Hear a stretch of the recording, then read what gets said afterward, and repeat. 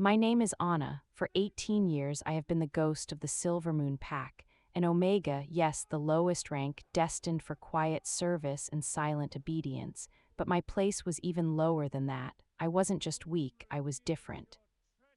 While other Omegas could soothe with their presence, mine did nothing, or so they said. I felt power humming under my skin, a strange, silvery current, but it was a secret melody no one else could hear. To them I was simply flawed, a broken tool. A pretty face as they'd sneer, good for nothing but fetching and cleaning. The day it all ended began like any other. Dawn painted the great hall in cold light. I was polishing the stone table where the pack council sat, my rag moving in tired circles. I could feel their eyes on me, the alphas and betas, a mixture of pity and disdain. I kept my gaze down, my long, silver-streaked brown hair a curtain between me and their world. Alpha King, our pack leader, a man with a temper as sharp as his jaw, was speaking. His voice echoed. The border skirmishes with the Blackwood pack are increasing. Their new alpha is bold, disrespectful of the old accords. From the corner of my eye, I saw Beta Marcus, Kieran's second, lean forward. We need strength, unity, and to purge any weakness that might tempt them. His eyes flicked to me just for a second. A cold finger traced down my spine. I focused on the wood grain, wishing myself smaller. That's when the great doors at the far end of the hall groaned open. A hush fell, so profound I could hear the dust motes dancing in the sunbeams. No one entered unannounced, ever, then he walked in. He moved with a silence that was louder than any roar. Taller and broader than any alpha I'd ever seen, he seemed to pull all the light and air in the room toward him. His hair was the color of nightfall, and his eyes, when they swept across the hall, they were like chips of winter sky, ancient and assessing. Power rolled off him in palpable waves, a pressure that made my knees tremble. This was no mere alpha. This was the alpha. A king, the stories rushed back to me. Lysander, the Alpha King, who ruled not a single pack but the entire shifting realm of the northern territories. He was a myth, a figure from fireside tales, and he was here. The entire council scrambled to their feet, bowing deeply. Alpha Kieran's face was pale. "My king, we were not informed of your visit. We are unworthy of this honor."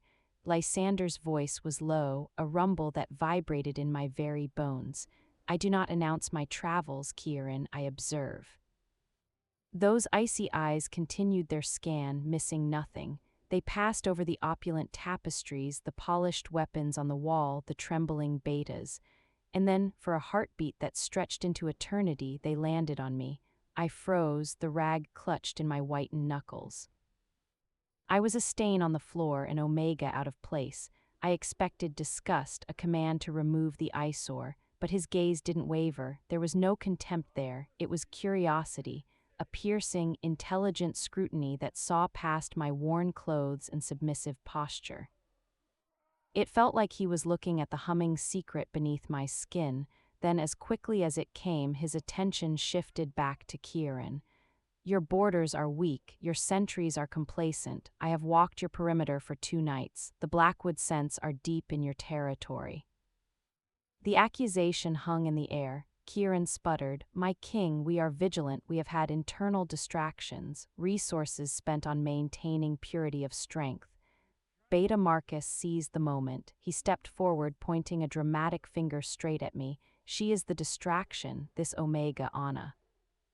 She is an anomaly. She has no calming gift. Her presence is a void. Some say it's a sickness. She weakens the pack's spirit just by being here. We've been too merciful." A dozen pairs of eyes, hot and accusing, burned into me. Shame washed over me, hot and cold. This was it, the moment I had always feared. Lysander's head tilted slightly. He looked from Marcus to me, his expression unreadable. "An omega who cannot soothe, interesting. And you believe banishing one vulnerable wolf will fortify your borders against a determined enemy." "It is a symbol, my king," Marcus insisted, emboldened. "A show of strength. We cut out the useless part to save the whole." Lysander fell silent, his powerful arms crossed over his chest. He was a statue of judgment. I held my breath, waiting for his decree.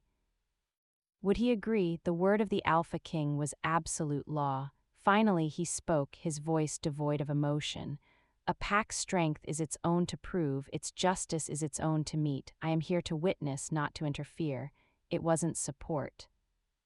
But it wasn't protection either. It was abandonment to the wolves. A sob caught in my throat, but I swallowed it down. I would not cry in front of them.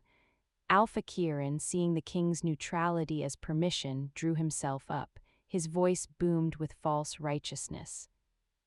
Then by the authority of the Silvermoon Pack Council, I pronounce judgment. Omega Anna, for the crime of inherent weakness and suspected spiritual blight upon this pack, you are hereby banished. You will be taken to the bleak hills at sunrise and cast beyond our borders.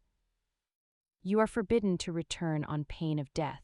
The sentence crashed over me. The bleak hills, a barren, rocky expanse that bordered the wild, untamed lands. It was a death sentence disguised as exile. No lone Omega could survive there. My eyes, against all instinct, found Lysander's again. He was watching me, not the council, and in those depthless blue eyes I saw something flicker. Not pity, it was something harder, sharper, a question, a calculation. As two burly beta guards grabbed my arms, I didn't struggle. The numbness was setting in. This was my fate. The unseen Omega erased, but as I was dragged from the hall, my last sight was of the Alpha King. He wasn't watching my departure. He was staring at the stone floor where I had been standing, at the spot I had polished just minutes before. And on the dark, polished surface where my tears had fallen unnoticed by anyone but me, the faint, shimmering outline of a crescent moon was etched into the stone, glowing with a soft, silver light. His eyes snapped up, meeting mine one final time across the crowded room. And in that instant I knew he had seen it, he had seen me. The doors slammed shut, cutting off the view. My old life was over. But as the guards hauled me toward the cells, a strange, wild hope began to flutter in my chest, fragile as a moth's wing. The king had seen, and nothing, I sensed, ever escaped the notice of Lysander, the Alpha King, for long. The cell was cold, carved from the mountain stone itself. It smelled of damp earth and despair. I didn't sleep. I sat on the hard floor, my back against the wall, and listened to the pack go about its nightly routines. The distant howls of the patrols, the faint laughter from the dining hall, a world I was no longer part of. My mind replayed the moment in the hall, the shock of Lysander's presence, the cruel, eager face of Beta Marcus, the glowing mark on the floor. Had I done that, my tears had never done such a thing before. Was it the proximity of the king's immense power, or was it my own, finally stirring? I had no answers. Only a chilling certainty that my banishment wasn't just about a weak Omega. Marcus had moved too quickly, too eagerly. He wanted me gone specifically. But why? What threat could a useless Omega pose to a Beta? As the first gray light of dawn filtered through the high, barred window, the door clanked open. It was not the guards, but Serena, another Omega, the only one who had ever shown me a sliver of kindness. Her eyes were red-rimmed, and she clutched a small cloth bundle. "Anna," she whispered, rushing in. She thrust the bundle into my hands. Some bread, dried meat, a water skin. "It's not much, thank you, Serena," I said, my voice hoarse from disuse and fear. "You risk too much." "They're coming soon," she said, her voice trembling. "Anna, last night, after the council, I was cleaning the antechamber. I heard Beta Marcus talking with one of his men. He said the king's arrival was unfortunate timing. He said, the moon-touched brat needs to disappear before she starts remembering." What does that mean, moon-touched? A jolt, electric and cold, went through me. Moon-touched, the words resonated in the deepest part of my soul. My silver-streaked hair, the strange dreams of a glowing full moon that felt like a cradle, the humming in my blood. "I don't know," I lied, clutching the bundle. "But thank you for telling me. Forget you heard it, forget me." Heavy footsteps echoed in the corridor. Serena gave my hand a desperate squeeze and fled. Moments later, the two guards from yesterday appeared. They didn't speak. They simply shackled my wrists with rough rope and led me out. No one came to watch. Banishment was a shameful business, and the pack preferred to pretend the exiled never existed. We walked through the silent, sleeping compound, out the main gate, and onto the winding path that led into the bleak hills. The journey was a brutal, silent march. The guards were efficient, neither cruel nor kind. They were just doing a job, removing trash. The lush territory of Silvermoon gave way to scrubland, then to rocky, barren soil. The air grew thinner and colder. After hours of walking, they stopped at the crest of a hill littered with jagged stones. One guard cut my bonds with a knife, the other pointed north into a vast gray landscape of canyons and wind-scoured plateaus. That way, the border marker is that pile of stones, cross it. If you set foot south of it again, you're dead. I rubbed my raw wrists, the little bundle from Serena feeling pathetically small against the expanse of wilderness before me. I didn't look at them. I took a deep, shaking breath and started walking toward the stone cairn. I heard one guard mutter to the other, "Won't last a day." Then the sound of their retreating footsteps. I was alone. The silence was immense. It wasn't peaceful, it was hungry. The wind whistled through the rocks, a lonely, searching sound. I passed the cairn, my heart hammering against my ribs. Each step was a step into oblivion. I walked until my legs ached and the sun began its descent, painting the bleak landscape in ominous shades of orange and purple. I found a shallow overhang in a rock face, somewhat sheltered from the wind. This was it, my first night in exile. As darkness fell, the true terror began. The sounds were different here. Unfamiliar animal cries echoed in the canyons. The scents on the wind were wild, untamed, carrying no familiar pack signature. I curled into a ball, shivering, clutching Serena's bundle to my chest. This was what they wanted, for the wilderness to swallow me whole and with me whatever secret moon-touched meant. A howl ripped through the night, far too close. It was not a coordinated pack hunt.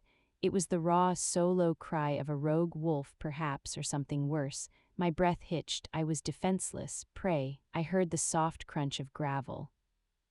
Something was moving outside my shallow shelter. A low, menacing growl vibrated in the air. I pressed myself back against the rock, trying to make myself invisible.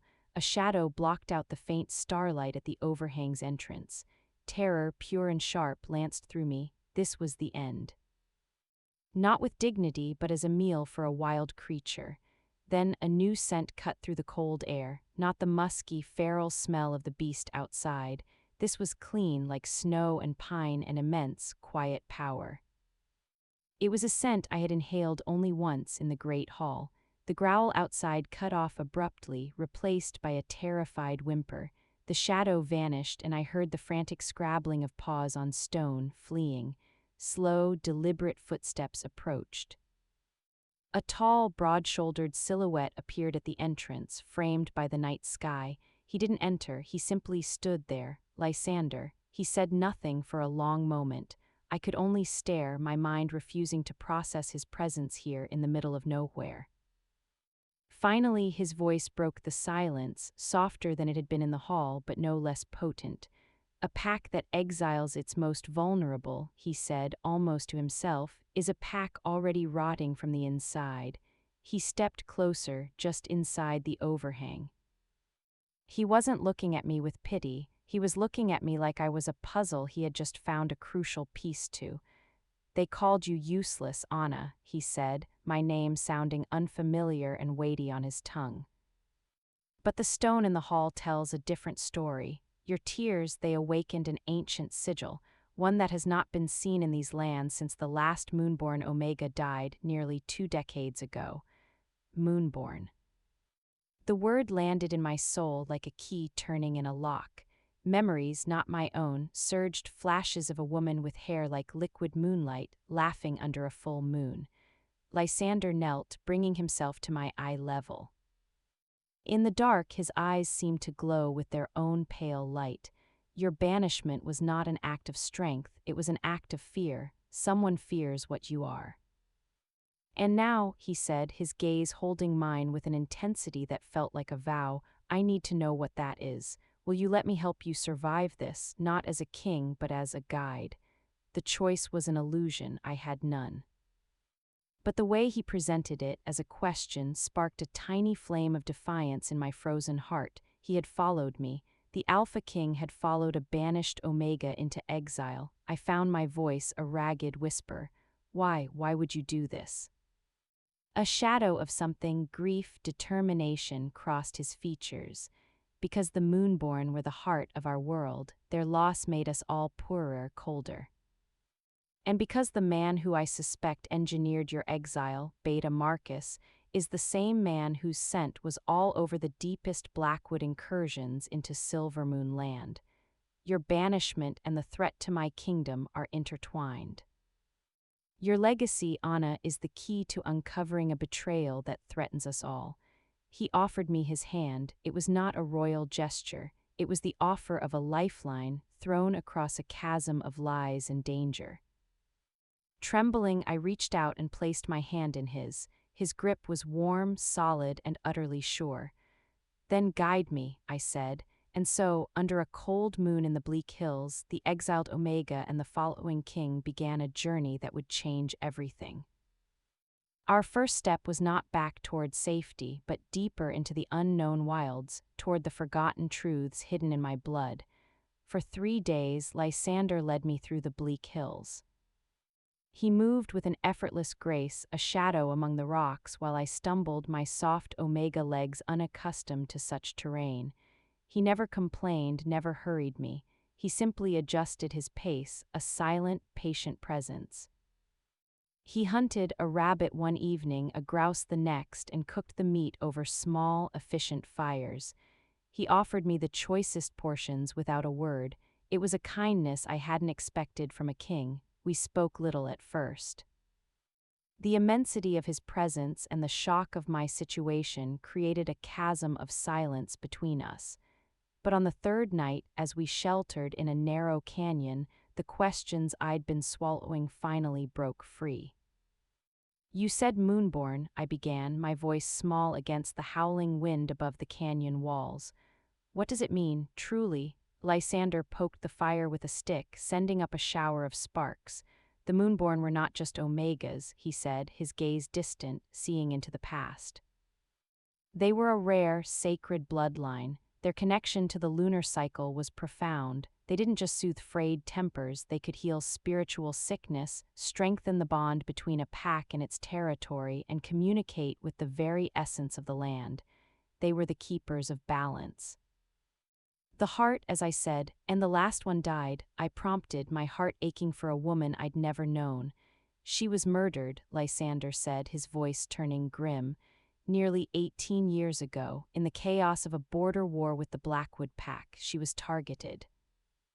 It was seen as a tragic casualty of battle, but I was young then and the story never sat right with me. Her death broke something in all the territories. Packs became more insular, more militant, though the coldness began, 18 years ago, my age. A coincidence that felt like a spearpoint aimed at my chest. Did she have a family? He looked directly at me then, the firelight dancing in his blue eyes. A mate, an alpha of a minor pack allied with Silvermoon, and a newborn daughter.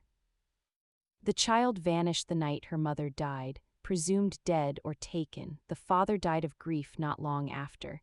The pieces clanged together in my mind with terrifying force, the silver in my hair, my unknown parentage. I'd been told I was an orphan left on Silvermoon's doorstep. Serena's whispered words, moon-touched brat, Beta Marcus's urgency. You think I am that child, it wasn't a question. The sigil your tear awakened is the mark of Selene, the exclusive seal of the Moonborn line. It only responds to their blood. You are not just asterisk a Moonborn, Anna. You are the Moonborn heir, the last. He leaned forward, and someone in Silvermoon has known this all along. Someone who helped you vanish as a baby, only for you to resurface as a weak Omega within their walls under their watch. Marcus is the key. He was a young, ambitious warrior 18 years ago, closely allied with the then leadership of Silvermoon. A wave of dizziness washed over me. My whole life was a lie, my perceived weakness, a carefully maintained facade to hide me in plain sight. But why? If they wanted me dead, why not kill me as a baby? Why this charade? Power, Lysander stated simply. Alive, hidden Moonborn is a tool, a potential claim to legitimacy, a spiritual hostage, or if her nature began to emerge, a scapegoat. By banishing you as a blight, Marcus discredits the very idea of your legacy before you can even understand it. He severs Silvermoon's last possible connection to that healing power, leaving it brittle and more susceptible to his and Blackwood's control. The cruelty of it was breathtaking. To be raised believing you were nothing, to have your own spirit suppressed by those around you, all as part of a long game of betrayal. "Where are we going?" I asked, my newfound resolve hardening my voice. "To the source," he said. "To the Temple of the Crescent Moon. It lies in the no-man's land between territories forgotten by most. It was the spiritual center of the Moonborn. If your power is to awaken fully, if we are to find proof of your lineage and perhaps even clues to your mother's true fate, we will find it there." 2 more days of arduous travel brought us to a place that felt different. The bleak, rocky ground gave way to sparse, silvery grass. The air hummed with a faint energy that made the hairs on my arms stand up. Lysander felt it too. His posture became even more alert, his eyes constantly scanning. We crested a ridge, and there it was. Nestled in a hidden valley was a structure of pale, moonstone-like rock. It was partially collapsed, overgrown with luminous vines that glowed softly in the twilight, the temple of the crescent moon. It wasn't grand or imposing. It was sorrowful and beautiful, and it called to the humming in my blood like a lullaby. As we approached the great, arched entrance, now cracked and choked with weeds, a profound sense of recognition washed over me. A deep, soul-deep grief, not my own, yet somehow part of me. Tears pricked my eyes. Lysander placed a gentle, steadying hand on my shoulder. "This is your heritage. Your mother walked here. Her power is in these stones. Breathe." We stepped inside. The interior was a ruin, open to the sky in places where the roof had fallen. But in the center of the main chamber, a perfect circle of floor remained untouched by debris, and in its center was a larger, more intricate version of the sigil I'd accidentally created in Silvermoon's hall. As my foot crossed the threshold of the chamber, the temple reacted. The glowing vines pulsed brighter. The faint moonlight streaming through the broken ceiling seemed to coalesce and shine directly onto the sigil. A low, melodic hum filled the air, the same frequency as the one in my veins. I walked toward the sigil, drawn by an irresistible pull. Lysander hung back, a silent guardian at the edge of the light. I knelt in the center of the symbol, placing my palms flat against the cool, carved stone. The moment I made contact, the world fell away. Visions flashed. A woman with my eyes and a crown of moonlight laughing, her hands directing streams of silver energy to heal a blighted field. A shadowy figure watching her with envy, then with hatred. The scent of pine and iron, Beta Marcus, younger but unmistakable, a terrible night of screams and fire. The feeling of being bundled, hidden, a soft voice weeping, "Live, my little moon, live and remember." A torrent of power, raw and untamed, surged up from the stone and into me. It was not gentle, it was a flood after a lifetime of drought. I gasped, my back arching as silvery light erupted from my skin, not a soft glow, but a brilliant, blinding radiance that filled the ruined temple. I heard Lysander shout my name, but it sounded far away. The power was speaking, showing, demanding. It showed me the network of ley lines, the spiritual arteries of the land that converged beneath this temple. I saw how they were now sickly and dim, corrupted by the same malice that had targeted my mother. I felt the imbalance like a physical sickness in my own stomach. And then I saw him, not a memory but a present flickering awareness. In a war tent far to the north, a powerful, cruel-faced alpha with a blackwood tree tattoo on his forearm, the Blackwood Alpha. And speaking with him in hushed, eager tones via some dark communication spell was the shimmering, projected image of Beta Marcus. "The king is distracted with the Omega," Marcus's image said. "He followed her into exile, it's perfect. Strike the northern Silvermoon outpost now, he is too far to respond." We weaken them piece by piece. The vision shattered, the light receded, pouring back into me, settling not as a wild flood but as a deep, powerful river within my core. I collapsed forward panting, my hands still splayed on the sigil. The stone beneath them was now warm and throbbing with a gentle, steady light. Strong hands caught me before I hit the ground. Lysander turned me over, his face etched with concern. "Anna, speak to me." I looked up at him, my eyes wide with the horror of what I'd seen. The grief of the past and the immediate danger of the present collided in my voice. "I remember her," I whispered, tears finally flowing freely. "I remember my mother."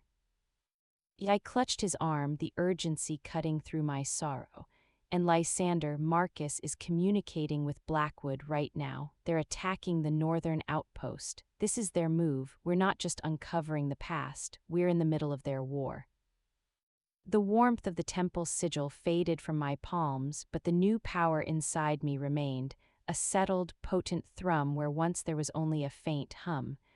I was different.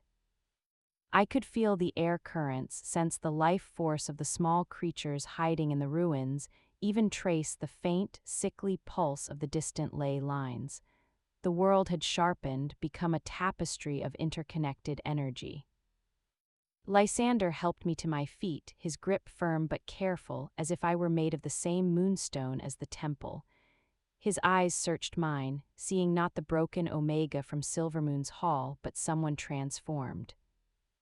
"The northern outpost," he said, his voice a low growl that spoke of strategy, not panic. "It guards the pass into the heart of Silvermoon's hunting grounds. If it falls, Blackwood raids can strike deep. Casualties will be high." A cold knot of guilt twisted in my stomach. "They're doing this because you're here with me. We led them away. This is my fault." No, his denial was swift and absolute. "This is Marcus's treachery and Blackwood's ambition. They would have moved regardless. My absence merely presented an opportunity." He released my arms and paced a few steps, the ruler in him fully present. "The outpost has 30 warriors. Against a focused Blackwood assault, they can hold for a day, perhaps two, if they are prepared. Marcus will have ensured they are not." He stopped pacing and faced me, the conflict clear on his face. "I can make it there in a night and a day if I run in my wolf form. I could turn the tide." The unspoken question hung between us, "What about you?" The thought of him leaving sent a spike of primal fear through me. He was my anchor in this terrifying new world. But the thought of warriors dying, of a pack, even the one that banished me, being torn apart because we were here uncovering secrets, that was worse. "You have to go," I said, my voice stronger than I felt. "You're the king, they are your subjects, even if they are Silvermoon, protecting them is your duty." He looked at me with an intensity that stole my breath. "My duty also lies here, with you. You are the key to a larger sickness, Anna, and you are," he hesitated, the word vulnerable left unsaid, but I heard it. "Marcus wants you lost or dead. The wilderness is still dangerous." I straightened my shoulders, drawing on the new certainty the temple had given me. "I am not the same wolf I was 3 days ago. I have my heritage now, and I have a purpose." I gestured to the glowing sigil on the floor. This place, it showed me the ley lines, they're corrupted. That corruption is what's making the pack sick, aggressive, unbalanced. It's not just Silvermoon. While you deal with the battle, let me deal with the sickness. There must be a source, a wound in the land. If I can find it, if I can begin to heal it. I could see him turning the idea over, assessing it like a tactical puzzle.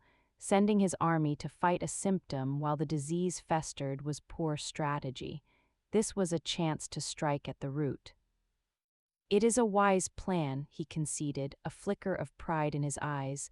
but a dangerous one. You are untrained. I have the memories of my bloodline in me now, I said, though I was far from confident. I can follow the sickness, it will lead me. He was silent for a long moment, then gave a single, sharp nod. Very well, we split our forces. A ghost of a smile touched his lips, a bold move. He walked to his pack, pulling out a wrapped bundle. Inside was a knife in a leather sheath. It was simple but beautifully made, the hilt carved with runes of protection. He offered it to me, for practicalities, and this, he said. He reached into the collar of his shirt and pulled out a thick silver chain. On it hung a pendant, a single, sharp fang, etched with the same kind of royal markings I'd seen on his formal attire in the hall. This is my personal sigil. Any shifter loyal to the crown will recognize it. It carries my authority. It may also offer some protection. Its scent is mine. He placed the chain over my head. The pendant was warm from his skin and felt heavy against my chest.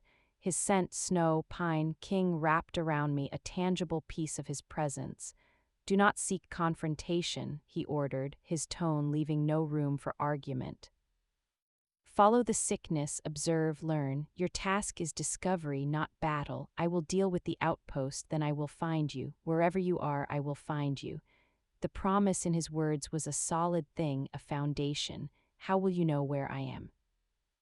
I asked. He tapped the pendant gently. I will know. He shouldered his pack, his form already seeming to vibrate with the need to shift and run. Trust your instincts, Moonborn. They are older and wiser than you know. With one last, lingering look that held a universe of unspoken words, concern, respect, a fierce and growing attachment, he turned and strode from the temple. At the threshold, his form blurred, and in his place stood a massive wolf, his fur the same shade as his hair, his eyes glowing like winter stars. He paused, glanced back at me once, and then with a powerful surge he was gone, a streak of shadow and speed disappearing into the night. The silence of the temple rushed back in, deeper now. I was alone, truly alone for the first time since my banishment. But I clutched the fang pendant in my hand, feeling its weight and his promise, and I felt the new power, my birthright, coursing through me. I was not just Anna, the banished Omega. I was Anna, the Moonborn, and I had work to do. I spent the night in the temple, the glowing vines my only company. I focused inward, trying to navigate the new senses. I reached out with my mind as the vision had shown me, searching for the sickness in the land. It was like trying to listen for a single discordant note in a vast symphony, but gradually I found it. A pull, a dull ache emanating from the northeast, a direction that led away from Silvermoon and deeper into the contested wilds. At first light, I set out. The journey was different now. I was attuned. I could sense clean water sources, could avoid areas that felt hungry or hostile. I moved with a new grace, my body cooperating with the land instead of fighting it. The knife and pendant were constants against my skin, one a promise of safety, the other a reminder of it. On the afternoon of the second day, the feeling of corruption grew stronger. The air grew colder, the vegetation twisted and stunted. I crested a hill and looked down into a valley that made my soul recoil. It was a beautiful place, or should have been. A small, clear lake, a circle of ancient standing stones, but a miasma hung over it. The water was a sickly green, the stones were stained with a black, oily residue, and the very ground seemed to bleed shadows. At the center of the stone circle, someone had erected a crude altar of dark rock, and on it pulsed a single, grotesque object, a shard of meteoric iron radiating a pure, nullifying void that sucked at the life energy around it. This was the wound. This was what was poisoning the ley lines, and kneeling before the altar in deep concentration was a shifter I did not know. He wore blackwood colors. The blackwood shifter was a beta, his shoulders tense with focus as he channeled his own energy into the dark altar, reinforcing the corruption. The sight of him, tending to this blight like a gardener to a poisonous flower, ignited a fire in my chest that had nothing to do with fear and everything to do with a deep, ancestral fury. This was an act of violence against the land itself. Against the legacy my mother died to protect, I crouched behind a gnarled, dying tree, my heart pounding a frantic rhythm against the king's fang pendant. Lysander's order echoed in my mind, "Do not seek confrontation. Your task is discovery," but this was the source. Seeing it made the theoretical horrifically real, I had to understand. I closed my eyes, pushing past my fear, and reached out with my new moonborn senses toward the corrupted site. The sensation was vile. It was a scream translated into silence, a sucking emptiness where life and connection should hum. The ley lines that converged beneath the stone circle were being twisted, their pure energy filtered through this nullifying shard and turned into a spiritual toxin that spread outwards, making Pax irritable, territorial, and disconnected. It fostered the perfect environment for Blackwood's expansion and Marcus's betrayal. I focused on the shifter. His energy was aggressive but also strained. Maintaining this corruption was taking a toll on him too. He was a tool, not the architect. As I watched, he finished his ritual, standing with a groan and wiping blackened sweat from his brow. He pulled a water skin from his belt and took a long drink, then turned and began to walk away from the circle, heading north along a narrow game trail. A choice crystallized before me. I could stay hidden, observe the sight, and wait for Lysander. Or I could follow the shifter. He might lead me to a camp, to others, to more information. It was riskier, but knowledge was a weapon I desperately needed. Holding Lysander's pendant tightly, I made my decision. I would follow, carefully. I gave him a good head start, then moved, using the sickly terrain as cover. My connection to the land, even here, gave me an advantage. I could feel where the ground was stable, where the shadows were deepest. I moved like a ghost, my soft omega footsteps making no sound. We traveled for maybe an hour, the land growing slightly less oppressive as we moved away from the epicenter. Eventually, the shifter approached a well-hidden campsite in a copse of blighted trees. 2 more Blackwood warriors were there, tending a small fire. I found a vantage point upwind, concealed by thick, thorny brush, and listened. "Holding, but it's a drain," the first shifter was saying, warming his hands by the fire. The king's pup was right. "This dampening stone does the work, but feeding it feels like it's eating a part of my own wolf." "A necessary sacrifice," grunted an older-looking warrior. "The orders are clear. Maintain the primary site. Marcus assures us the effect is cumulative. Within another moon cycle, Silvermoon won't be able to muster a coherent defense. Their alphas will be at each other's throats." Marcus, his name was a curse on their lips too, a co-conspirator. The third shifter, younger, sneered, and the king, chasing some worthless omega across the Blakes. The great Lysander, brought low by sentiment. My blood ran cold then hot. The older one chuckled. "Let him chase while he's playing hero. Our alpha moves. The northern outpost should be ash by now, and with the king away from his throne, the other territories grow restless. His focus is split. It's the perfect storm." The first shifter shook his head. "I don't like it. The king is not a fool, and that Omega Marcus seems unusually fixated on her being gone." "Superstition," the older one dismissed. "An old bloodline best forgotten. Now eat." You return to the circle at dusk for the next reinforcement. This was more than I'd hoped for. A name for the weapon, the dampening stone, confirmation of Marcus's direct involvement, news of the attack on the outpost. And the chilling revelation that Lysander's absence was part of a larger plan to destabilize his entire reign. I needed to get this information to Lysander, and I needed to think about the dampening stone. Could it be destroyed? Could its effect be reversed? As I pondered, a sudden, sharp pain lanced through my temples. A vision, unbidden, forced its way in. A dark chamber underground, stone walls dripping with moisture. Beta Marcus, his face illuminated by a single candle, was speaking to a scrying pool. The the king moves to reinforce the outpost. The diversion is successful. Proceed with Phase 2, the strike on the moon temple itself. Raise it, leave no stone standing, erase the last physical trace of that line. The vision snapped away, leaving me gasping, cold dread flooding my veins. The temple.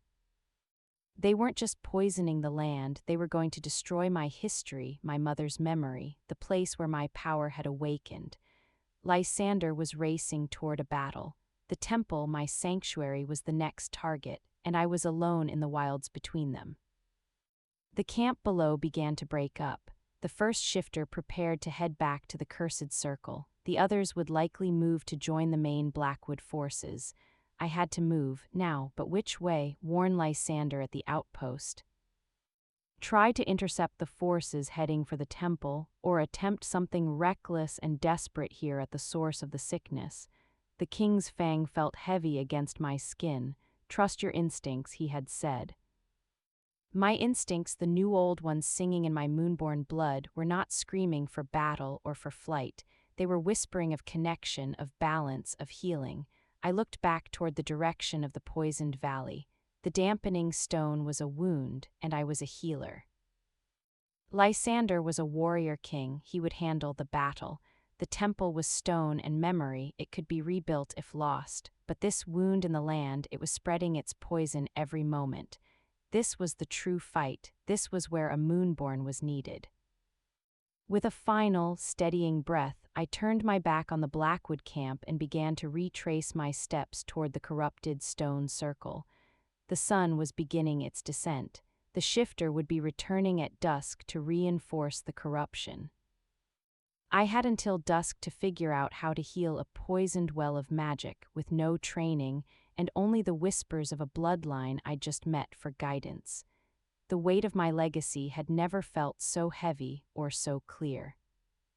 The walk back to the blighted valley felt like walking into a gathering storm. The air grew thicker, colder with each step. The unnatural silence was oppressive, broken only by the crunch of brittle, dead grass under my boots. My moonborn senses screamed in dissonance. The vibrant song of the world was being smothered here, replaced by a low, painful drone. I reached the rim of the valley as the sun dipped toward the horizon, staining the sickly sky with hues of bruised purple and bile yellow. Below, the corrupted stone circle pulsed with its own vile rhythm. The Blackwood shifter had not yet returned. This was my window. Moving with a caution that felt instinctive, I picked my way down the slope. The closer I got, the worse the feeling became. A deep spiritual nausea twisted my stomach. The black residue on the standing stones seemed to writhe in the corner of my eye. The centerpiece, the dampening stone on its dark altar, was a hole in reality, sucking warmth, light, and life from its surroundings. I stopped at the edge of the stone circle, my breath coming in shallow gasps. Touching the ground here felt like touching a corpse. How? My mind raced. In the temple, the power had flowed through me to activate a sigil. This was the opposite. This was about drawing poison out, not putting energy in. I thought of my mother's memories, the healing of the blighted field. She hadn't fought the blight, she had renewed the soil beneath it, reminding it of its true, fertile nature. I couldn't destroy the dampening stone. Its nullifying energy would likely overwhelm any direct assault I could muster, but perhaps I didn't need to. Perhaps I needed to remind the land around it of what it was. Steeling myself, I stepped into the circle. The effect was immediate and violent. A wave of dizzying emptiness hit me, a desperate hunger that sought to drain the newfound power from my core. I staggered, falling to my knees between two of the slime-covered standing stones. The cold of the ground seeped through my clothes, biting and dead. No. I clenched my jaw, gripping Lysander's fang pendant so hard the edges dug into my palm. The pain was an anchor. I focused past the sucking void of the altar and pressed my free hand flat against the poisoned earth. I closed my eyes. Instead of pushing my power out, I listened down, past the corruption, deep into the bedrock to the wounded ley lines themselves. I found their song faint, frayed, and mournful. I began to hum. It was a wordless tune, one that rose unbidden from the well of ancestral memory within me. A lullaby of moonlight and deep roots, I poured not raw power but the memory of health into the ground. I visualized the black stain receding like a tide, the green returning to the water, the stones cleansed by rain and time. At first, nothing. The dampening stone null field seemed to swallow the sound itself. Despair clawed at me. Then a flicker, a single stubborn blade of silver grass pushed up between the cracks of the soil near my knee. It glowed with a soft internal light. The land remembered. Encouraged, I poured more of myself into the song, into the visualization. The humming grew louder, becoming a clear, resonant tone that vibrated in my chest and through the earth. The single blade of grass was joined by another, then a small patch. The black slime on the nearest standing stone sizzled and began to evaporate, not with heat, but with a pure, silver light that emanated from the stone itself, as if I was awakening a long-dormant resistance within it. I was so deep in the trance of healing that I didn't hear his approach until it was too late. "What in the name of the dark moon are you doing?" My eyes flew open. The Blackwood Beta stood at the edge of the circle, his face a mask of shock and fury. The ritual components in his hands, a bundle of dark feathers and a vial of something viscous, fell to the ground. He saw the patches of silver grass, the cleansed portions of the stone. His shock turned to rage. "You, the Omega, you're ruining it," he shifted. The process was fast and brutal, clothes tearing as his body contorted into a large, snarling wolf with matted, gray-brown fur. He lunged across the circle, jaws aimed for my throat. Instinct took over. I threw myself sideways, rolling painfully over the rocky ground. His teeth snapped shut on empty air where my shoulder had been. I scrambled to my feet, my back against a now partially cleansed standing stone. The knife Lysander gave me was at my belt, but the wolf was between me and my escape route. He circled, growls rumbling from his chest. The void energy from the dampening stone seemed to fuel his aggression, his eyes glowing with a sickly yellow light. "Marcus said you were just a symbol," he snarled in my mind, the telepathic speech of wolves rough and hostile. "He didn't say you could do this." He lunged again. This time I didn't try to dodge. I raised my hands, not in surrender, but in defiance. I pushed. Not a physical shove, but a wave of pure, moonborn energy, the energy of connection, of wholeness. It hit him like a physical wall made of sunlight and spring water. He yelped, a sound of pure pain, and recoiled as if burned. The aggressive glow in his eyes flickered. The corruption that had been reinforcing his strength was being rejected by his own nature, challenged by my power. He shook his massive head, confused and in distress. I didn't wait, I ran, not out of the circle but deeper into it, toward the central altar. It was the last place he'd expect. "Fool," he snarled, recovering and giving chase. The full force of the dampening stone's null field hit me as I neared the altar. It was like running into deep, freezing water. My energy faltered, my steps slowed. I stumbled, my hand reaching out and landing on the dark altar stone itself. Agony, a freezing, draining agony that shot up my arm and seized my heart. I cried out, my vision dimming. I could feel the stone trying to extinguish the light inside me, to make me as empty and cold as it was. But my touch was also on the land, the deep, wounded ley lines I had just been singing to. In a moment of pure, desperate clarity, I didn't pull away, I pushed deeper. I became a conduit. I let the painful, sucking void of the dampening stone flow into me and immediately channeled it down, through my connection, into the deep, wounded heart of the ley lines. It was a terrible, reckless gamble. I was pouring poison into a sick patient, but the ley lines were not just sick, they were fighting the poison, and I had just reminded them how. My silver grass, my cleansed stone, they were footholds of health. The dampening stone's energy met the renewed fighting spirit of the land. A silent, titanic struggle erupted beneath my feet. The ground trembled. The Blackwood wolf skidded to a halt, sensing the catastrophic shift. A crack appeared in the dark altar stone. then another in the dampening stone itself. A high-pitched, shattering whine filled the air, piercing our ears. "No, stop," the wolf howled, but it was too late. With a final, silent pulse of negation, the dampening stone exploded. Not with fire and debris, but with a concussive wave of released energy, a wave that was once null but had been forced through a filter of healing. It wasn't a healing wave, but a neutralizing one. The wave hit me and the blackwood shifter, throwing us both backward through the air. I landed hard, the breath knocked from my lungs. The wolf hit a standing stone with a sickening thud and slumped, unconscious or worse. The wave rolled outwards through the valley and beyond. And then silence, but a different silence. The oppressive, hungry stillness was gone. In its place was the quiet of exhaustion of a fever broken. The black slime was gone from the stones. The lake water, while not yet clear, had lost its sickly glow. The silver grass I had sparked now spread in a gentle, glowing carpet from the circle's center. The wound was closed, the poison had been purged, but at a cost. I felt utterly drained, hollowed out. My arm where I'd touched the altar was numb and etched with black, frost-like lines. Using the king's fang pendant as a focus, I pushed a trickle of my remaining energy into it, a desperate, whispered signal.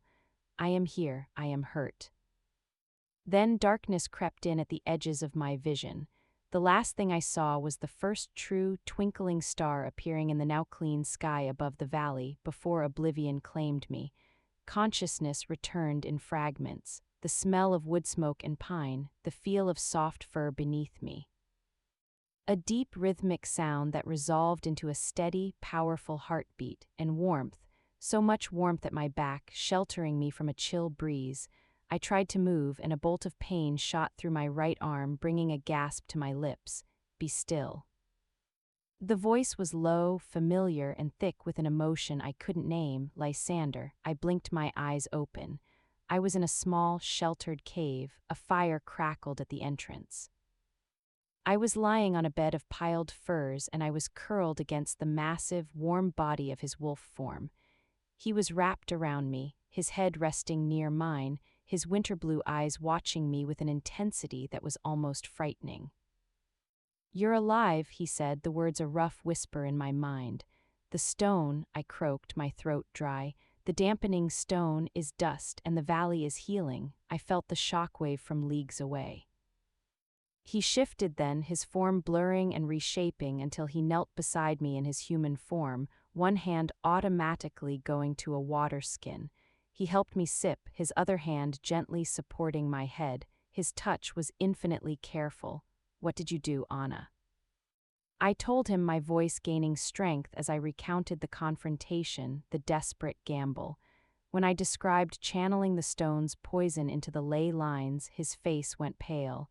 "That was beyond reckless. It could have killed you. It should have killed you." There was no anger in his voice, only a stark, gut-wrenching fear. He gently took my injured arm, examining the black frost lines that still marred the skin from fingertips to elbow. They looked like cracks in porcelain. "This is backlash. The void energy left its mark. The blackwood shifter." I asked, "Alive, trussed up outside. He'll have answers for the crown." Lysander's jaw tightened. "The northern outpost held. My arrival persuaded the Blackwood force to retreat. They lost more than they gained. Marcus's plan there failed. Relief washed through me, and the temple." My vision, they were going to attack the temple. A shadow crossed his face. "I sent a contingent of my personal guard from the outpost directly there. They were too late to prevent a raid, but they drove off the attackers. The temple is scarred with fire, but the central chamber, your sigil, it is intact. They failed there, too." He looked at me, his gaze holding mine. "Because of you, you forced their hand. By attacking the source of their corruption, you pulled resources away from their other schemes. You divided their attention. That is a strategist's move, Moonborn." The praise coming from him made my cheeks warm. "I just did what felt right." "You saved lands you have never ruled," he said softly. "You fought for a people who cast you out. That is not just power, Anna, that is nobility." He reached out and very carefully brushed a strand of silver-streaked hair from my forehead. The gesture was so tender it made my heart ache. Your arm needs proper healing. The marks are deep, not just physical. We need to get you to a place of strength. Where? I asked, leaning into his touch despite the pain. There is only one place now, he said, his voice regaining its kingly certainty.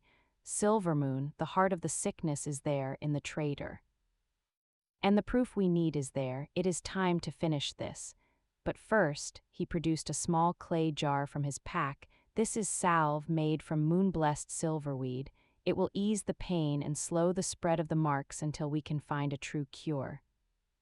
He applied the salve with a focused gentleness that belied his warrior's hands. The cooling sensation was immediate, dulling the sharp, icy pain to a bearable throb. "Can you travel?" he asked when he was done. I nodded, sitting up with his help. The world spun briefly but settled. The deep exhaustion remained, but the core of power inside me, though depleted, was steady. "I can." "Good." He helped me to my feet. "We travel together, no more splitting up. The next move is theirs, and we will meet it as one." We left at first light. Lysander's prisoner, a sullen and wounded Blackwood beta in human form, was forced to walk ahead of us. Lysander stayed close to my side, his presence a constant, vigilant shield. The journey back towards Silvermoon territory felt different. The air seemed clearer, the scent of pine sharper. I could feel the land itself sighing as we passed, the healed ley lines beginning their slow work of purification. As we walked, Lysander told me of the battle at the outpost, his swift, devastating intervention that had broken the Blackwood assault. He spoke with no boastfulness, only a cold satisfaction in justice served, but his attention always returned to me, checking my pace, my arm, the set of my shoulders. On the second day, we crossed back into Silvermoon land. The difference was palpable and grim. The corruption from the dampening stone had been strongest here. The trees seemed to loom threateningly, their branches like clawed hands. The very path felt unwelcoming. The pack bond, which should have been a warm hum in the background of the territory, was a discordant, anxious screech in my newly awakened senses. "They are sick," I murmured, my hand going to my chest over the spiritual ache. "The pack is sick with Marcus's lie." "We have the antidote," Lysander said, his eyes fixed on the path ahead. We moved stealthily, avoiding patrols. Lysander knew the land as well as any Silvermoon native. As dusk fell on the third day, we crouched in a thicket overlooking the Silvermoon compound. It looked the same, the great hall, the training grounds, the houses, but it felt wrong. Silent where there should be life, tense where there should be ease. "They're on a war footing," Lysander observed quietly, "but against the wrong enemy." Then we saw him. Beta Marcus emerged from the great hall, flanked by two warriors whose loyalty he clearly owned. He was addressing a group of gathered pack members, his voice carrying on the still, foul air. "And the king is missing, perhaps fallen to Blackwood treachery. Our so-called Moonborn, Omega, has fled, likely to join our enemies. We stand alone, but we are Silvermoon, we are pure, we will not break. Tomorrow, we march to reclaim our northern lands and avenge these insults." His words were a poison, feeding the fear, twisting the sickness into a weapon of aggression. I saw the effect on the pack members, their fists clenched, their faces hardening with misplaced fury. My own fury rose, clean and hot. This was my moment. Not as a hidden heir, but as a truth-bearer, I made to stand, but Lysander's hand on my arm stopped me. "Not yet. Alone, your word against his in this climate could start a riot. We need undeniable proof presented at the right moment." "What proof?" I hissed. "We have a Blackwood prisoner and my word." Lysander's eyes gleamed in the gathering dark. "We have more than that. We have a location. You showed me in your vision Marcus speaking to a scrying pool in an underground chamber. That chamber is not here. It's somewhere he feels secure, private, a place he would keep his most damning secrets." "Where?" "The old watchtower," Lysander said. "Half a league from here, abandoned since the last war. It's riddled with caves. If I were a traitor beta, it's where I'd hide my dealings." We go there now, he nodded. We find his proof, then we bring it to the heart of the pack at a time when all are gathered. We end this with truth, not with a battle that would only further fracture them. It was a better plan. A king's plan. Leaving our prisoner securely hidden, we circled wide around the compound, ghosts in the deepening twilight. The old watchtower was a crumbling stone finger pointing at a guilty sky. As we approached, a new scent reached me, faint but unmistakable beneath the rot of the land, the acrid, metallic smell of dark magic and the cloying scent of blackwood pine. Lysander smelled it too, his expression turned to stone. He pointed to a hidden entrance, partially obscured by brambles at the base of the tower. From within, a flicker of unnatural green light spilled out. Proof was waiting. The air in the hidden entrance was stale and cold, carrying the damp, mineral smell of deep earth and that unmistakable, sickly sweet taint of forbidden magic. Lysander went first, a silent shadow, his body coiled with lethal readiness. I followed, my injured arm throbbing in protest, my good hand resting on the hilt of my knife. A narrow, roughly hewn staircase spiraled down into the bedrock. The green light grew stronger, casting wavering, sinister shadows on the wet stone walls. We could hear voices, muffled but growing clearer. "Cannot sustain the narrative much longer," a voice was saying. It was strained, fearful. I recognized it as one of the senior elders of Silvermoon, a wolf named Gorin. "The pack is restless. Some are questioning the timing of the Omega's banishment, especially with the king disappearing after her." "The pack will believe what we tell them to believe," came the smooth, cold reply of Beta Marcus. "The king is dead, lost in the wilds. The Omega was a spy. The Blackwood are monsters at our gate. Fear is a simpler fuel than truth, Gorin. Keep stoking the fear." We reached the bottom of the stairs, peering around the corner into a small, circular chamber. It was a grotesque parody of a sacred space. In the center was a scrying pool, its waters emitting the sour green light. Around it were symbols etched in what looked like dried blood.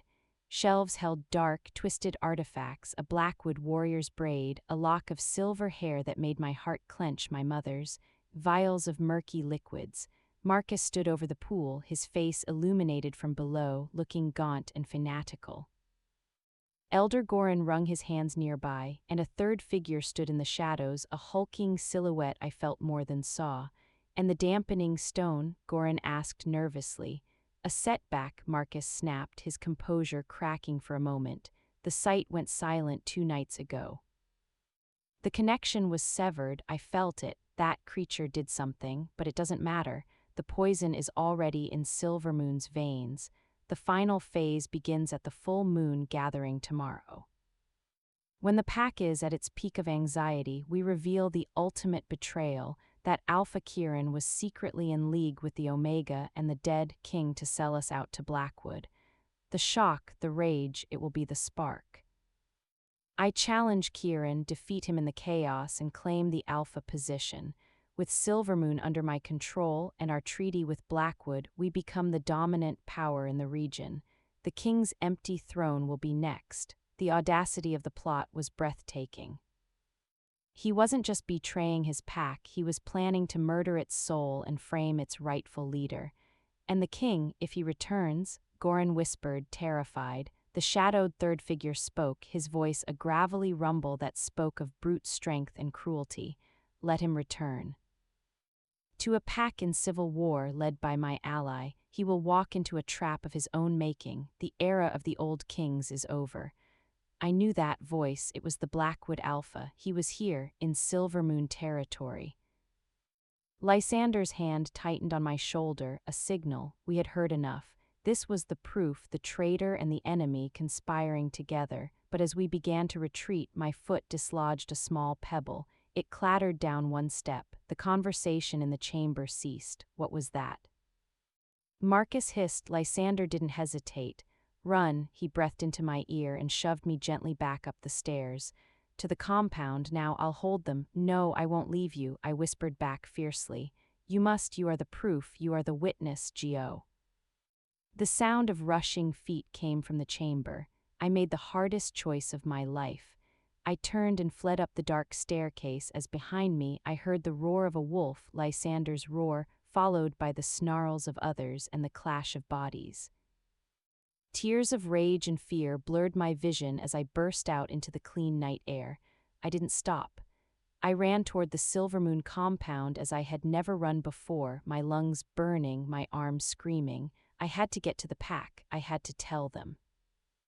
I reached the main gate where two startled sentries, young betas I vaguely recognized, lowered their spears. "Halt, who?" I skidded to a stop, chest heaving.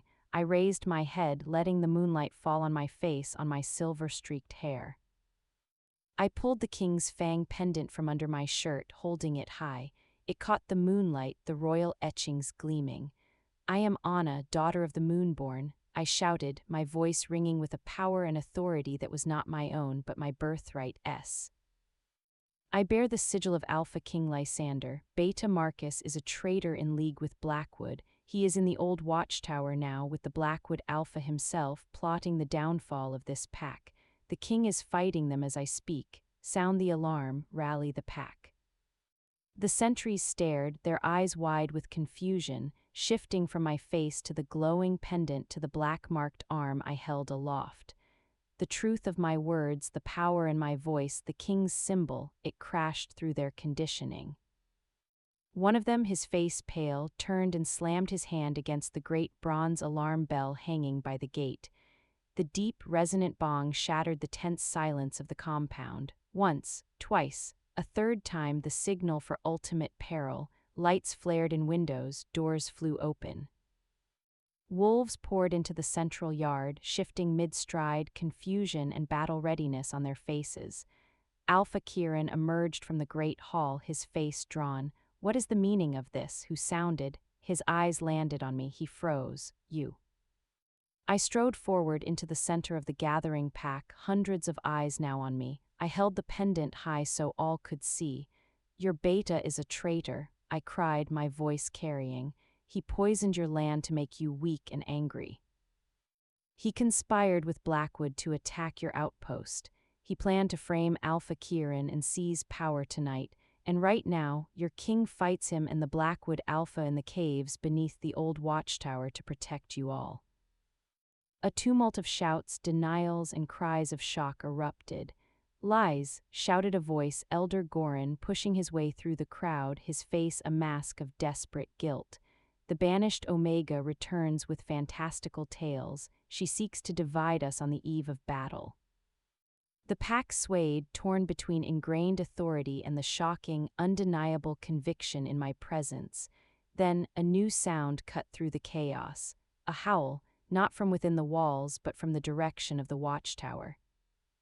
It was a king's howl, a sound of raw power and royal command that vibrated in the bones of every wolf present. It was followed by the sounds of a fierce, brutal fight, snarls, yelps, the crash of stone. The truth was no longer just my words. It was echoing in the night. Alpha Kieran's expression shifted from shock to dawning, horrified understanding. He looked at Goran's panicked face, then at my marked arm, the king's fang, my unwavering gaze. "Warriors of Silvermoon," Kieran roared, his alpha authority finally shaking off its stupor. "To the watchtower.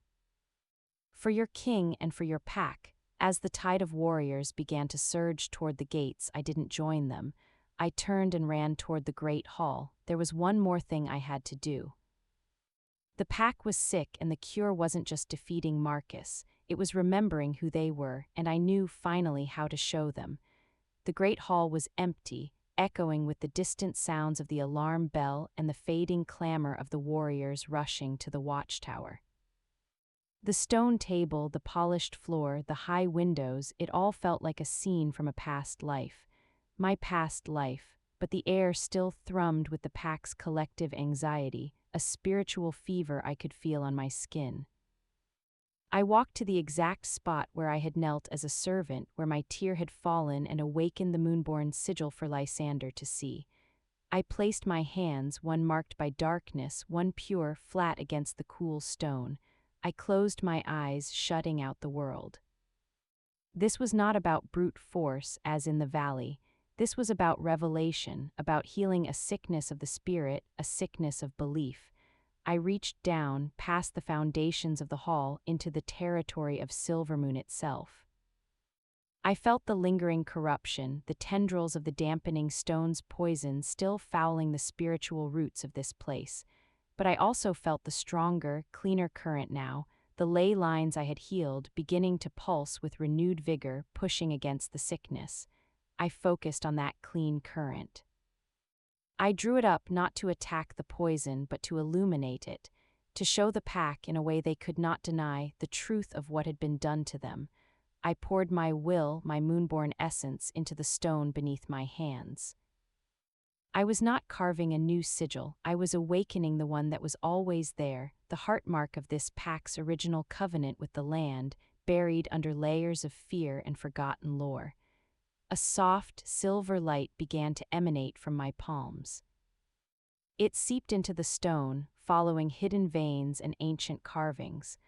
Lines of light spread out across the floor, a geometric, breathtaking pattern of interlocking moons and wolves that had been concealed for generations. The light climbed the walls, illuminating tapestries that suddenly seemed to tell a different story, not just of battle but of harvest, of unity under the moon, of omegas and alphas working in harmony. The light grew brighter, pouring out through the high windows, a beacon in the night. Outside, the warriors had reached the edge of the woods near the watchtower. The sounds of battle were fierce. They saw the king in his mighty wolf form, holding the narrow entrance against both the massive, onyx-furred Blackwood Alpha and Beta Marcus in his wolf form, a wiry, savage creature with eyes of pure malice. It was a battle of titans, but even Lysander was being pressed back by the two. As Alpha King gave the order to charge, a brilliant, cleansing silver light erupted from the direction of the compound, washing over the battlefield. The effect was instantaneous and profound. For Lysander, it was a surge of strength, a clarion call of justice and balance that hardened his resolve.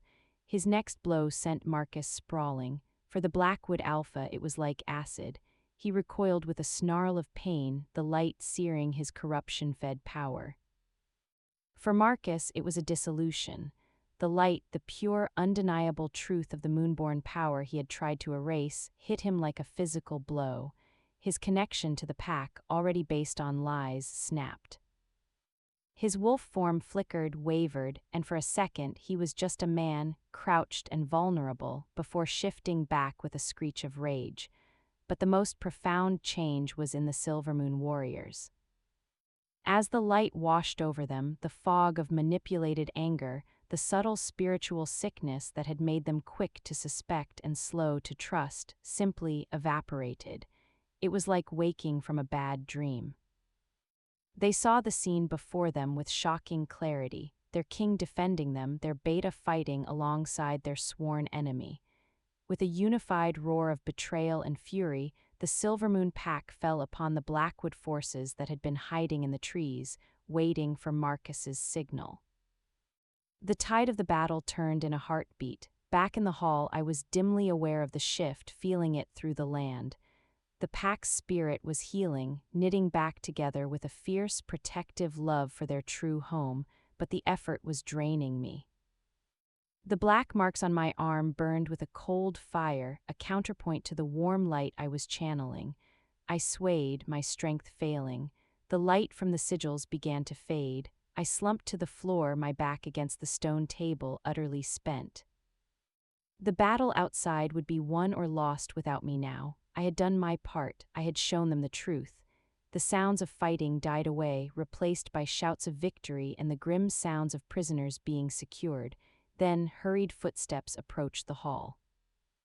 Alpha King entered first, his armor scored, his expression one of shell-shocked awe. Behind him came warriors supporting a wounded but walking Lysander.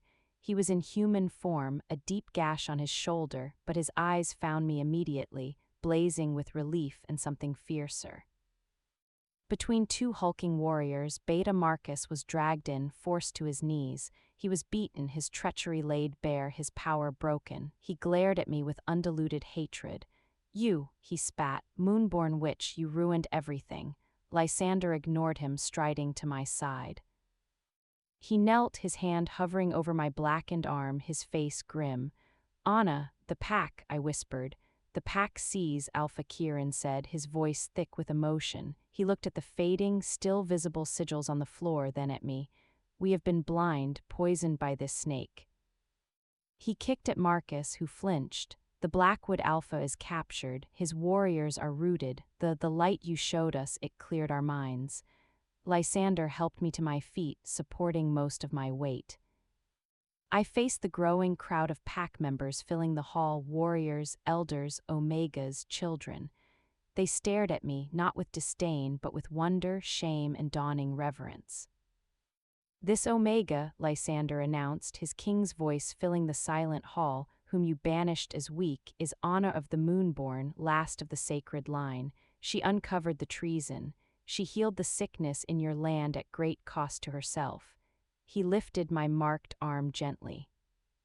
"She bore this fighting the darkness that sought to consume you all. Her strength is not the strength of the claw, but of the heart, and it is the strength that saved your pack." An elder, her face lined with years, stepped forward. She was Mother Selene, the oldest Omega. She had never been unkind to me, merely distant. Now tears streamed down her face. She approached and to everyone's shock knelt before me. "The Moonborn returns," she said, her voice trembling with joy. "The heart of the pack returns. Forgive us, child." We forgot the old ways. We forgot that the moon shines on all and that her true strength is in binding us together, not in tearing us apart. One by one, others followed her lead, omegas first, then betas, then even hardened warriors, bowing their heads or going to a knee. It wasn't a submission to an alpha, it was an acknowledgement, a homecoming. Alpha King placed his fist over his heart. "Silvermoon pledges its loyalty and its eternal gratitude to the Moonborn line. Your place here is yours for as long as you will have it." The weight of it, the sheer scale of the reversal, was overwhelming. I leaned into Lysander's solid support. Marcus, watching his life's work crumble, let out a broken, bitter laugh. "Loyalty, gratitude, she's a relic, the world has moved on, the strong rule, that is the only law." Lysander turned his glacial gaze on the traitor. "The law," the king said, "is balance. And you have shattered it, your fate is now mine to decide." He looked to Kieran, "But the justice for his crimes against Silvermoon is yours to deliver." Alpha Kieran's face hardened, he nodded. "He will face the pack's judgment at dawn." He gestured and Marcus was dragged, screaming curses, from the hall. The crowd began to murmur, the reality settling in. They were free, they were whole. Lysander looked down at me, his voice for my ears only. "You need to rest.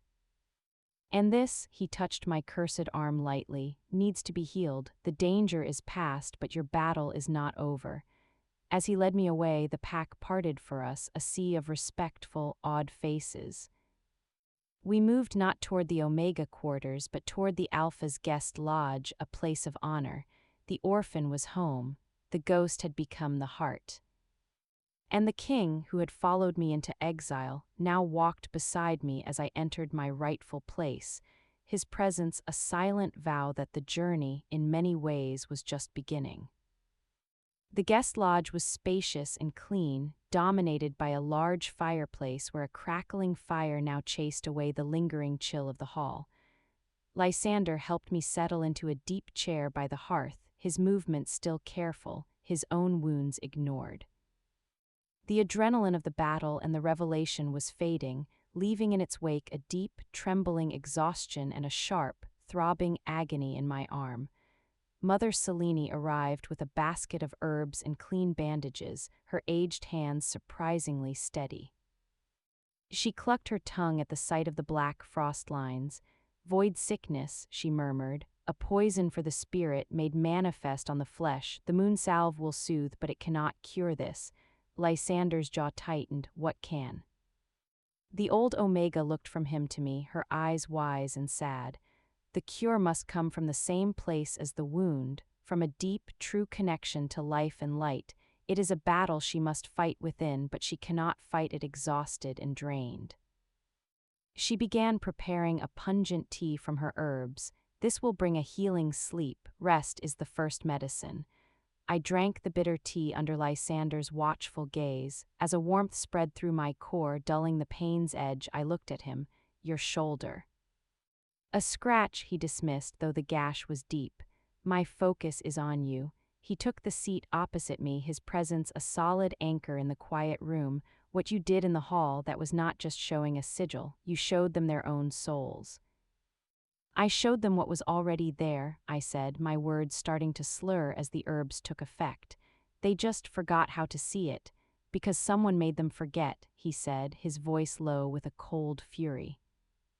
The scale of Marcus's betrayal, it was a generational crime. He didn't just want power, he wanted to erase an entire concept of strength, the strength of unity of the heart. He nearly succeeded. My eyelids grew heavy, the marks, they feel cold, empty. He reached out and took my good hand, his grip warm and sure. They are not you, Anna, they are a scar, and scars can be healed. Sleep now, I will be here.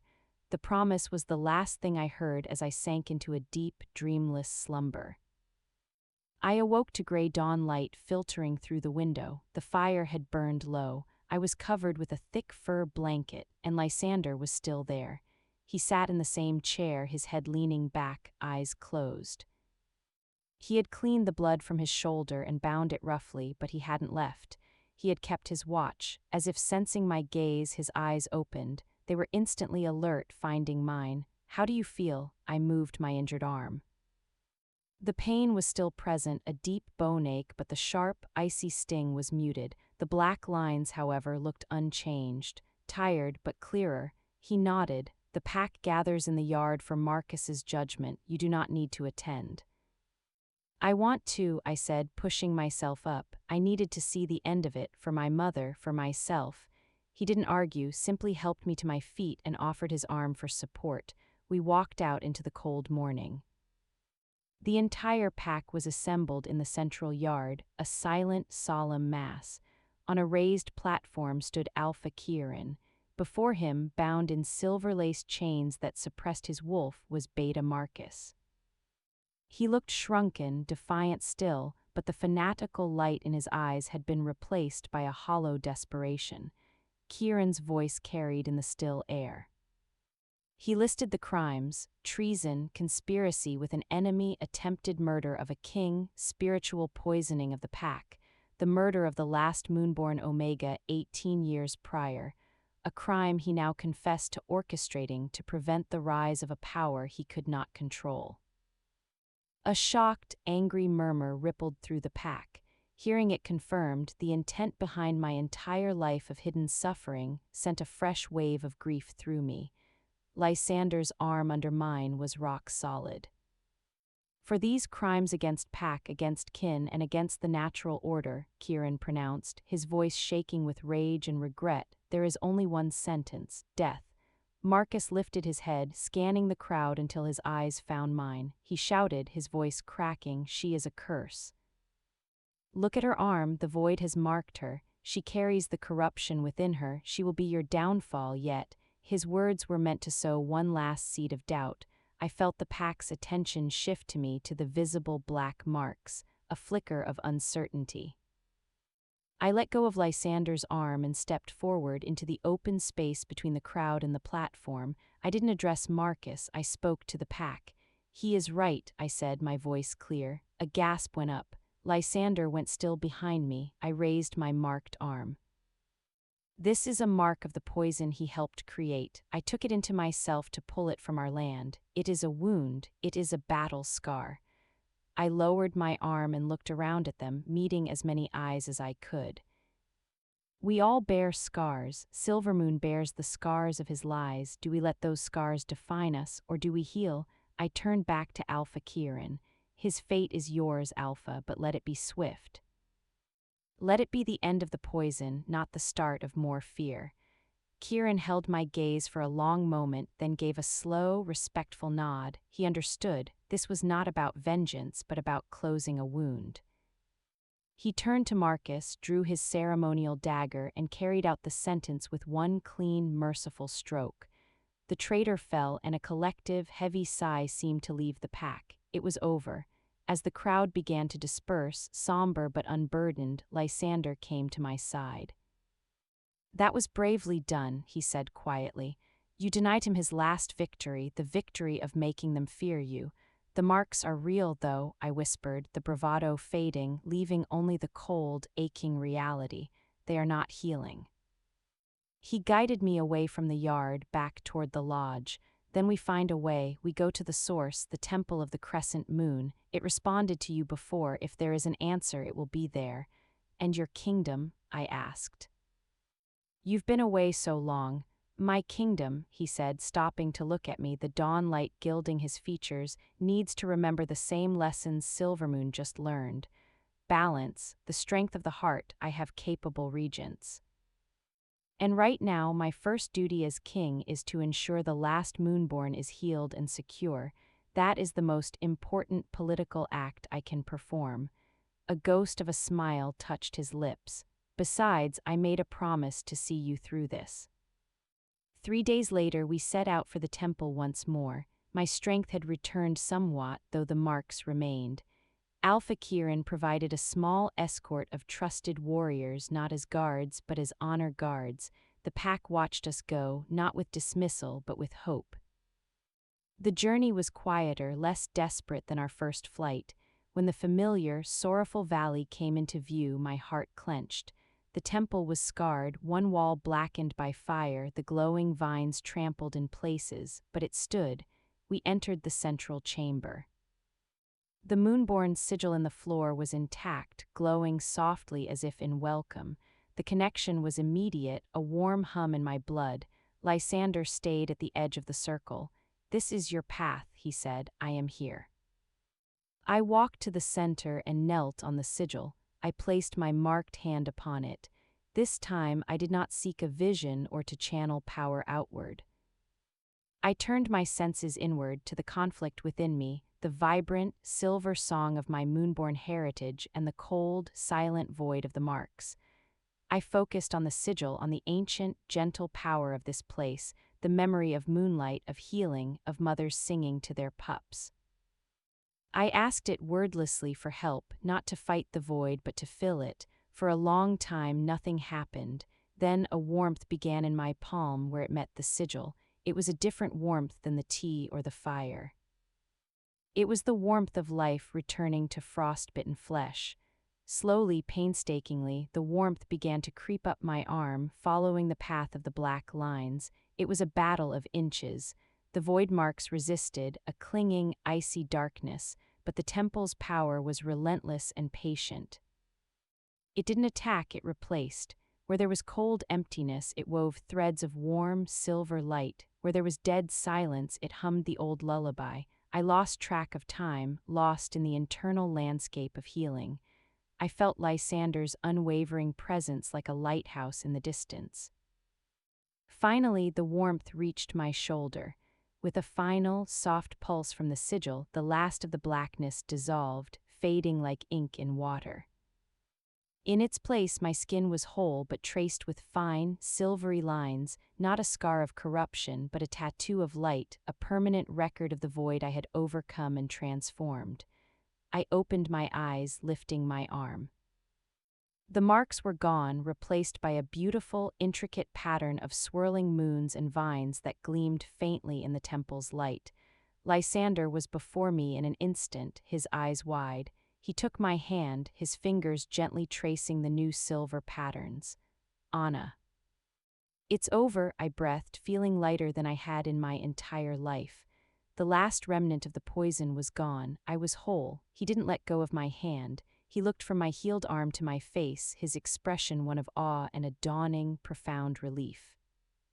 "You did it, we did it," I corrected softly. In the sacred silence of the temple, surrounded by the ghosts of my ancestors and the living, breathing proof of our victory, something shifted between us. The journey of protector and protected, king and key, had irrevocably become something else. Something unbreakable. The path ahead was no longer about survival or revelation. It was about what we would build together. The return to Silvermoon was a triumph. News of my healing and the visible, beautiful silver tracery on my arm, a mark not of sickness but of victory, banished the last whispers of doubt. The pack looked to me now with a reverence that was still unsettling, but born of gratitude, not fear. I was no longer the unseen Omega. I was their Moonborn, a living piece of their restored heritage. Lysander and I fell into a new rhythm. He began to deal with the broader implications of Marcus's treachery, sending envoys to neighboring packs and to his own court, revealing the depth of the Blackwood alliance and its defeat. I worked with Mother Selene and Alpha King, using my awakened senses to help pinpoint and cleanse the last remnants of the dampening stone's influence from Silvermoon land. We held ceremonies under the full moon, simple things of gratitude and reconnection that strengthened the pack bond I could now feel as a warm, vibrant hum. Through it all, Lysander was a constant. We were rarely apart. He sought my counsel on matters of spirit and balance, listening with a seriousness that honored my newfound role. I, in turn, learned from his centuries of wisdom about leadership and the complex politics of the shifter world. Our conversations by the fire in the evenings ranged from strategic to philosophical, and with each one, the connection between us deepened, a silent understanding weaving itself into the fabric of our daily lives. One evening, a week after our return from the temple, we walked in the woods beyond the compound, the same woods where he had first followed me into exile. The leaves were turning, painting the world in fire and gold. It was a peaceful, poignant contrast to the desperation of that first flight. The Blackwood Alpha will be tried before the assembled Alphas of the Northern Territories in a fortnight, Lysander said, his hands clasped behind his back as he walked. His testimony will formally implicate the few other turncoats like Goran. The cleansing will be complete. And then, I asked, though a part of me dreaded the answer, and then I must return to my seat at the stone peak, he said, stopping to look at me. My prolonged absence has served its purpose, but a king cannot rule from a single pack's territory forever. Stability must be shown. My heart, which had felt so light since the healing, gave a painful squeeze. I had known this was coming, but the reality of his departure felt like a physical loss. Of course, I said, my voice thankfully steady, Silvermoon will forever be in your debt. He turned fully to face me, the setting sun casting his face in shadow and light. This is not about debt, Anna. His usual kingly certainty seemed to falter, replaced by a rare hesitancy. My time here with you has shown me a lack in my own kingdom, a lack I did not fully perceive until I saw its restoration here. A lack of heart, he said simply, of the balancing force the Moonborn provided. My court is strong, efficient, formidable, but it is cold. It operates on power and precedent. There is no one to speak for the land itself, for the spiritual well-being of the people, for the why behind the what we rule. He took a step closer. The air between us grew charged, not with magic, but with something more vulnerable. I have spent centuries upholding the law, defending borders, judging disputes. I believed that was the sum of a king's duty. You have shown me it is only half. I could only stare at him, my breath caught in my throat. I do not want to return to Stone Peak as I left it, he continued, his gaze holding mine, fierce and sincere. I want to return with its heart, with a voice that remembers the old songs, with a presence that can heal as well as defend. He paused, the next words hanging in the autumn air. I want to return with you, Anna. The world seemed to tilt. With me, as what? An advisor, a guest. As my equal, he said, the words clear and deliberate. As my partner. Not as a queen in the traditional sense of subjugation, but as a co-ruler. the Moonborn to balance the king, the heart to guide the fist, the spirit to animate the law. It was an offer so vast, so revolutionary, it stole my speech. To rule. Not just a pack, but an entire kingdom of territories, to stand beside him, not behind him. You would share your throne, I finally managed. I would complete it, he corrected. A throne built only on power is a lonely, fragile thing, I see that now. With you it becomes a seat of true authority, the authority that comes from representing all of what we are, wolf and spirit, strength and compassion. He reached out not to take my hand but to gently touch the silver tracery on my arm, his fingertips warm. This is not a mark of what you overcame, it is a map of what you are, a bridge between light and shadow. That is what the world needs, what I need. The vulnerability in his eyes, the sheer magnitude of his trust, was more disarming than any declaration of love could have been. This was deeper. It was a recognition of my soul's purpose and an invitation to fulfill it at his side. I don't know the ways of a court, I whispered. You know the ways of truth, he said. You know the ways of healing. The rest can be learned. The court will adapt to you, not you to it. This I will ensure. He finally took my hand, his grip firm. This is not a command, Anna. It is a question, the most important question I will ever ask. Will you come with me? Will you help me build a kingdom worthy of its people and of the legacy you carry? I looked at our joined hands, at the silver marks on my skin that shimmered in the fading light. I thought of my mother, of her healing work. I thought of the pack here, finally whole. I thought of the vast, cold court at Stone Peak and the lonely king who had left it to follow a banished Omega because he sensed a truth others had missed. He saw me, not just the Moonborn, but Anna. And he was offering me a chance to see the world and to help him change it. The fear was there, a cold flutter in my stomach, but it was drowned out by a rising tide of certainty, of rightness. This was the next step on the path that had begun in this very forest. I lifted my eyes to his, my voice clear and sure as the coming moon. Yes, Lysander, I will come with you. In the quiet of the autumn woods, with no fanfare or formal vow, the exiled Omega and the following king forged a new covenant. Not of dominance and submission, but of partnership and promise. The journey to Stone Peak would not just be a change of location. It would be the beginning of a new legend. The news that the Moonborn heir would accompany the Alpha King to Stone Peak as his co-ruler sent ripples through Silvermoon and soon through all the linked territories. It was unprecedented, it was revolutionary. And in the wake of the revealed treachery and the tangible healing of their land, the pack met it not with dissent but with a sense of momentous pride. Their lost daughter was to become the heart of the entire kingdom. The fortnight before our departure was a whirlwind. I spent my days with Mother Selene, learning the deeper lore of the Moonborn, meditations to connect with distant ley lines, the meanings of various lunar phases on pack health, ancient ceremonies for blessing new life and honoring the departed. It was an accelerated education in my own inheritance. My nights were spent with Lysander, but not in the way romantic tales might suggest. We sat in the lodge with maps and scrolls. He taught me about the geography of his kingdom, the major packs and their temperamental alphas, the long-standing treaties and the simmering disputes. He pointed to a place on the map, a blank space between two rival packs. This land has been disputed for 50 years. It's fertile, but the conflict has poisoned it. No one can settle there. This, he said, tapping the spot, is where we begin. Not with a decree, but with a healing. He saw the future not as a series of battles to win, but as wounds to mend, and he saw me as the key to that mending. The day of the Blackwood Alpha's trial arrived. It was held not in Silvermoon, but at a neutral crossroads, a massive, ancient standing stone known as the Judgment Rock.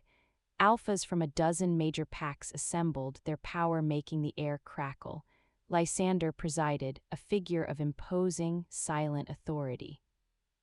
I stood slightly to his left and behind him, a position of honor but not yet of declared equality.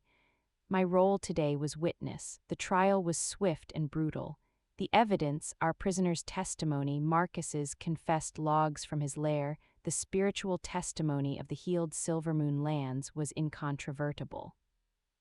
The captured Blackwood Alpha, stripped of his bravado, confessed to the Alliance, motivated by a greed for territory and a twisted belief in a new world order led by pure alphas like Marcus.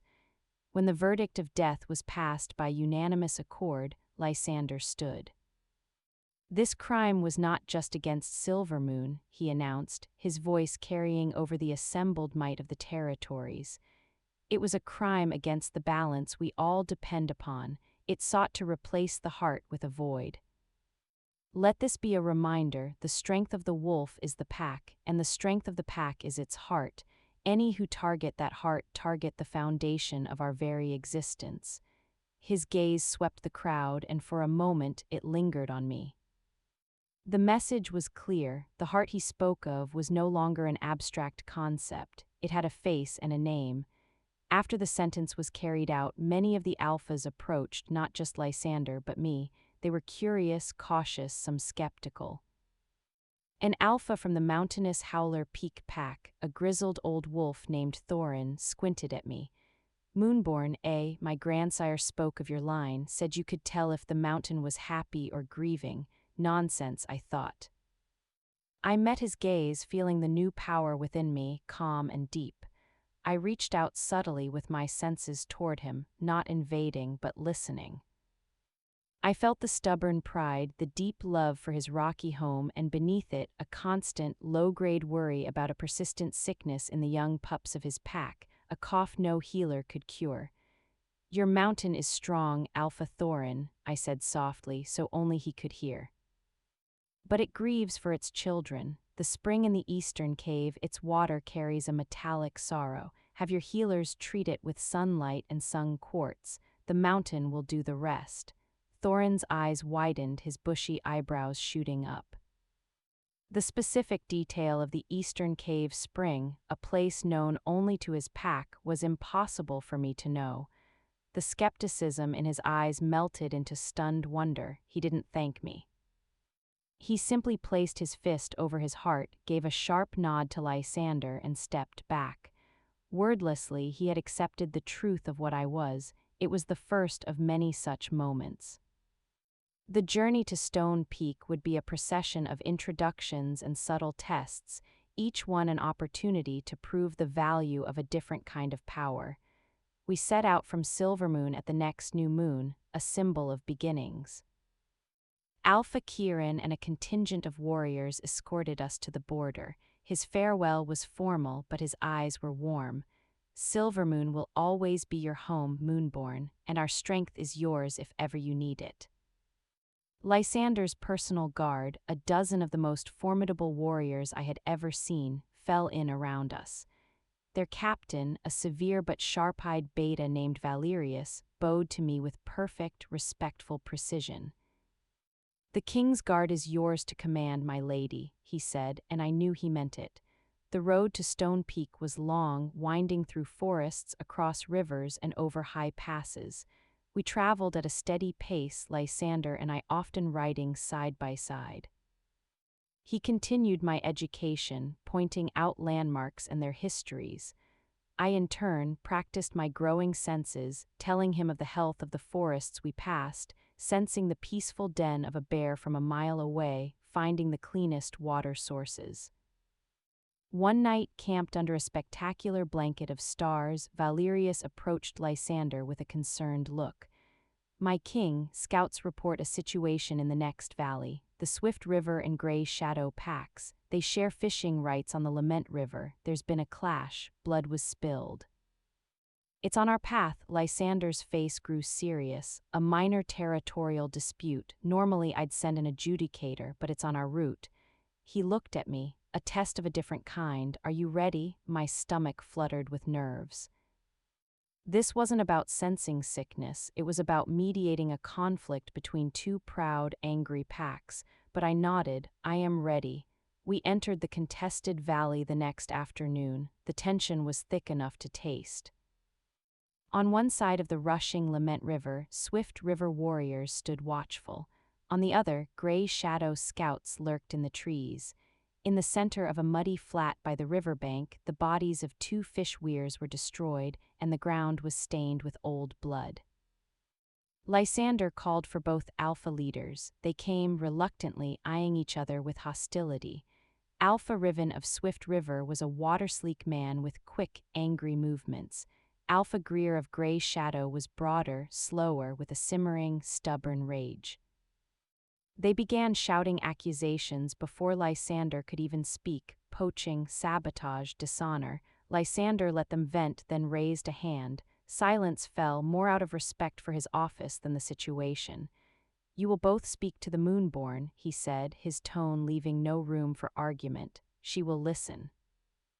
They turned to me, their expressions a mix of confusion and dismissal. An Omega, even a special one, judging alphas. I didn't try to match their anger. I walked past them to the river's edge. I knelt, placing my hands in the cold, clear water. I closed my eyes, reaching out. I felt the river's life, the salmon fighting their way upstream, the otters playing, and I felt its distress. The conflict was poisoning the water's spirit, just as the dampening stone had poisoned the land. I also felt the truth in the mud. Not through words, but through echoes of emotion, the frantic, greedy energy of overfishing from the swift river side, the destructive, frustrated anger of the sabotage from the gray shadow side. I stood, wiping my hands. I faced the 2 alphas. "The river laments," I said, my voice carrying a resonance that made them both still. "It gives its bounty freely, but not endlessly. Swift River, you have taken more than your share this season, driven by fear of shortage, not need. Your greed has choked its generosity." Riven flinched, his anger turning to shame. I turned to Greer. "Gray Shadow, your anger at their greed is justified, but your answer was not to protect the river, but to wound it further by destroying the weirs, harming the very resource you claim to defend. Your vengeance has only deepened the river's sorrow." I looked between them. "The river does not recognize your border, it only recognizes balance. You have both unbalanced it. The solution is not a line in the water, it is a shared promise. A rotation of fishing grounds agreed upon by both packs, enforced by both, and a joint ceremony of apology and thanks to the river to heal the wound you have caused it." There was a long silence. It wasn't a dazzling display of power. It was simple, irrefutable truth, spoken from a connection they could not deny. They had been arguing over property. I had shown them they were abusing a living being.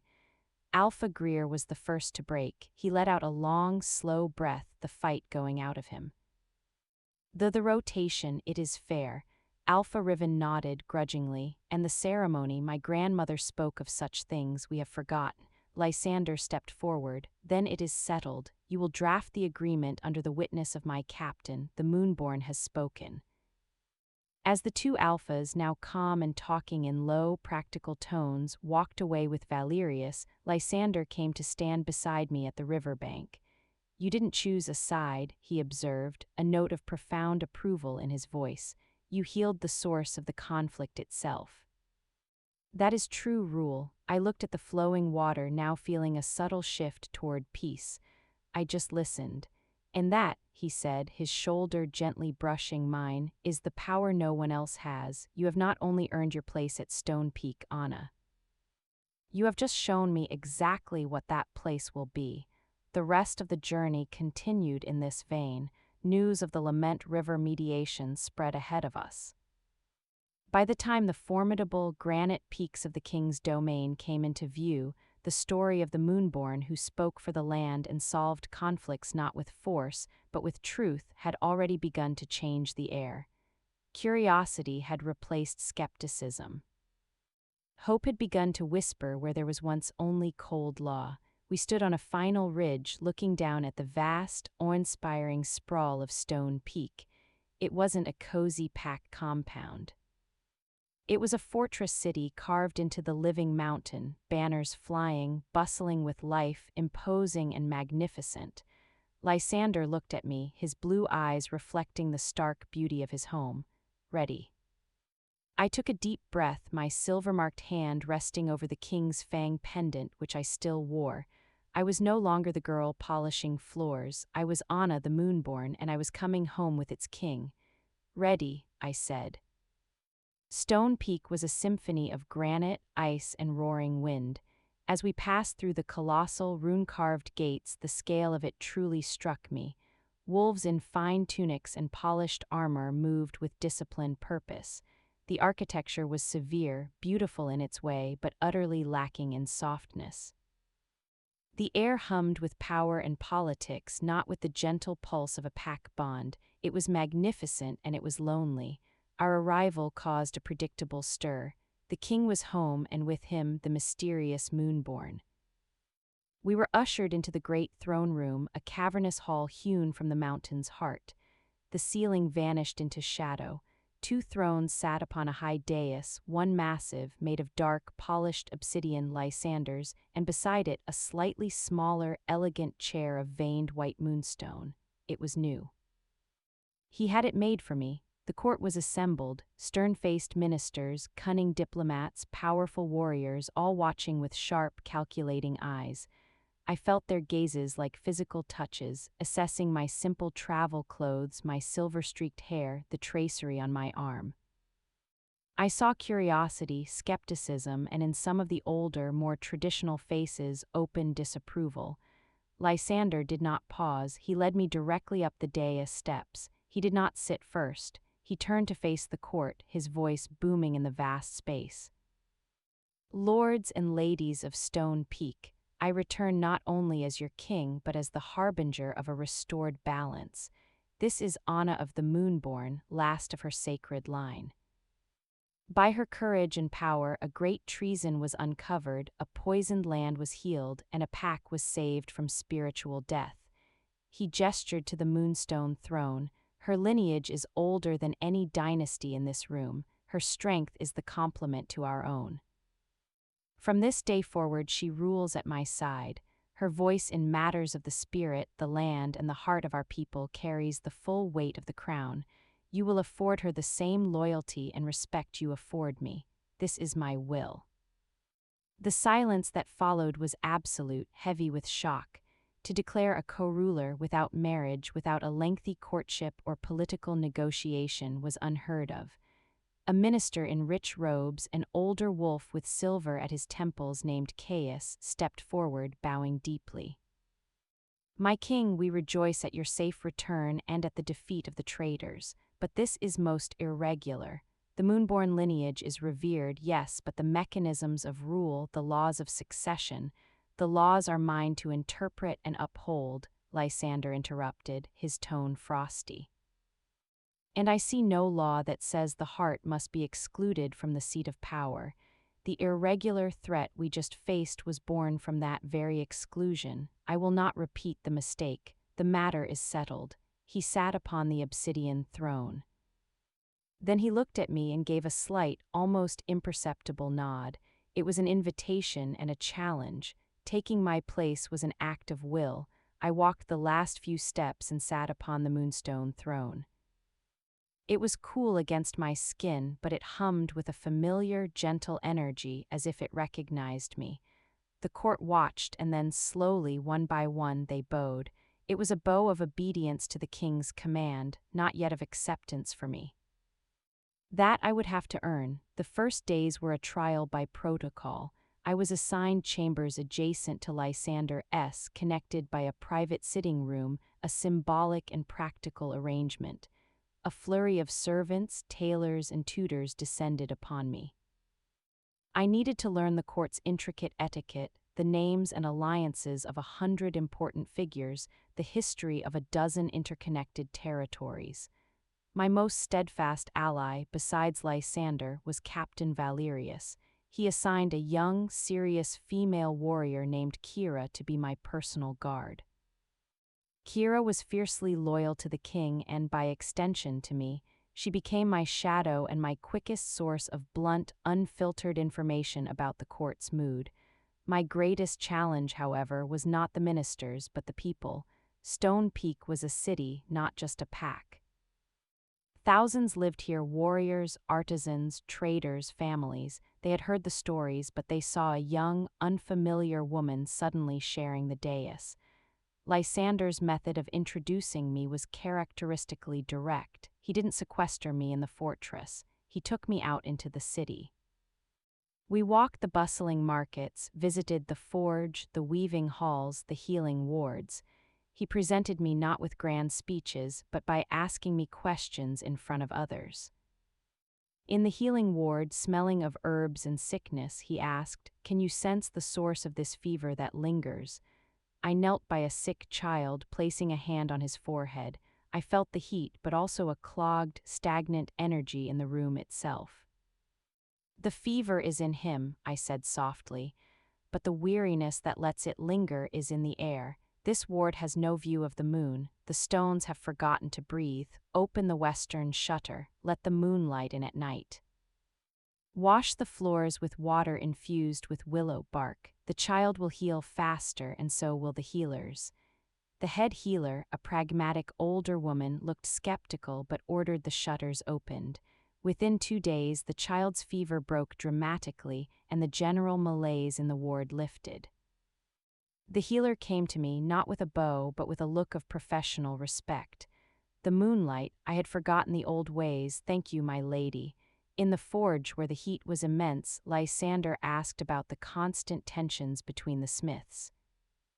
I felt the aggressive, competitive fire energy, but also the deep, grounding strength of the mountain beneath us.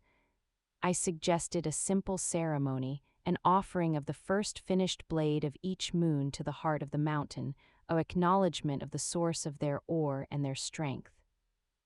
The head smith, a giant of a man, grunted his agreement.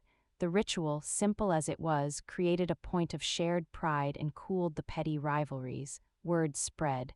The Moonborn didn't just give orders, she gave solutions that felt right. She spoke to the stones, the water, the air. She remembered things the city had forgotten in its pursuit of sheer power. One evening, a delegation from the Howler Peak pack arrived, Alpha Thorin himself. He requested an audience with me, not the king. In the smaller council chamber, he stood before me, his demeanor changed from our first meeting. "Moonborn," he said, his voice rough but earnest. "The spring, the sung quartz, as you said, the pups, their cough is gone." He placed a heavy, rough-cut geode of magnificent purple crystals on the table between us. "From the heart of the mountain, it remembers you, we remember you." It was the first formal, voluntary acknowledgement of my authority from an outside power. When Lysander heard of it, a smile of genuine satisfaction touched his lips. "You are building your own alliances," he said, "the kind that matter," but not all was smooth. Minister Caius and his faction watched my growing influence with concern. To them, I was an unpredictable element, a spiritual power that undermined the clear, cold logic of law and precedent they had built their careers upon. The true test, I knew, was coming. Stone Peak itself, for all its grandeur, had a spiritual sickness, a disconnect from the land it was built upon. It was my greatest project and their greatest point of contention. The cold, magnificent fortress was about to feel the touch of the moon, and not everyone would welcome the thaw.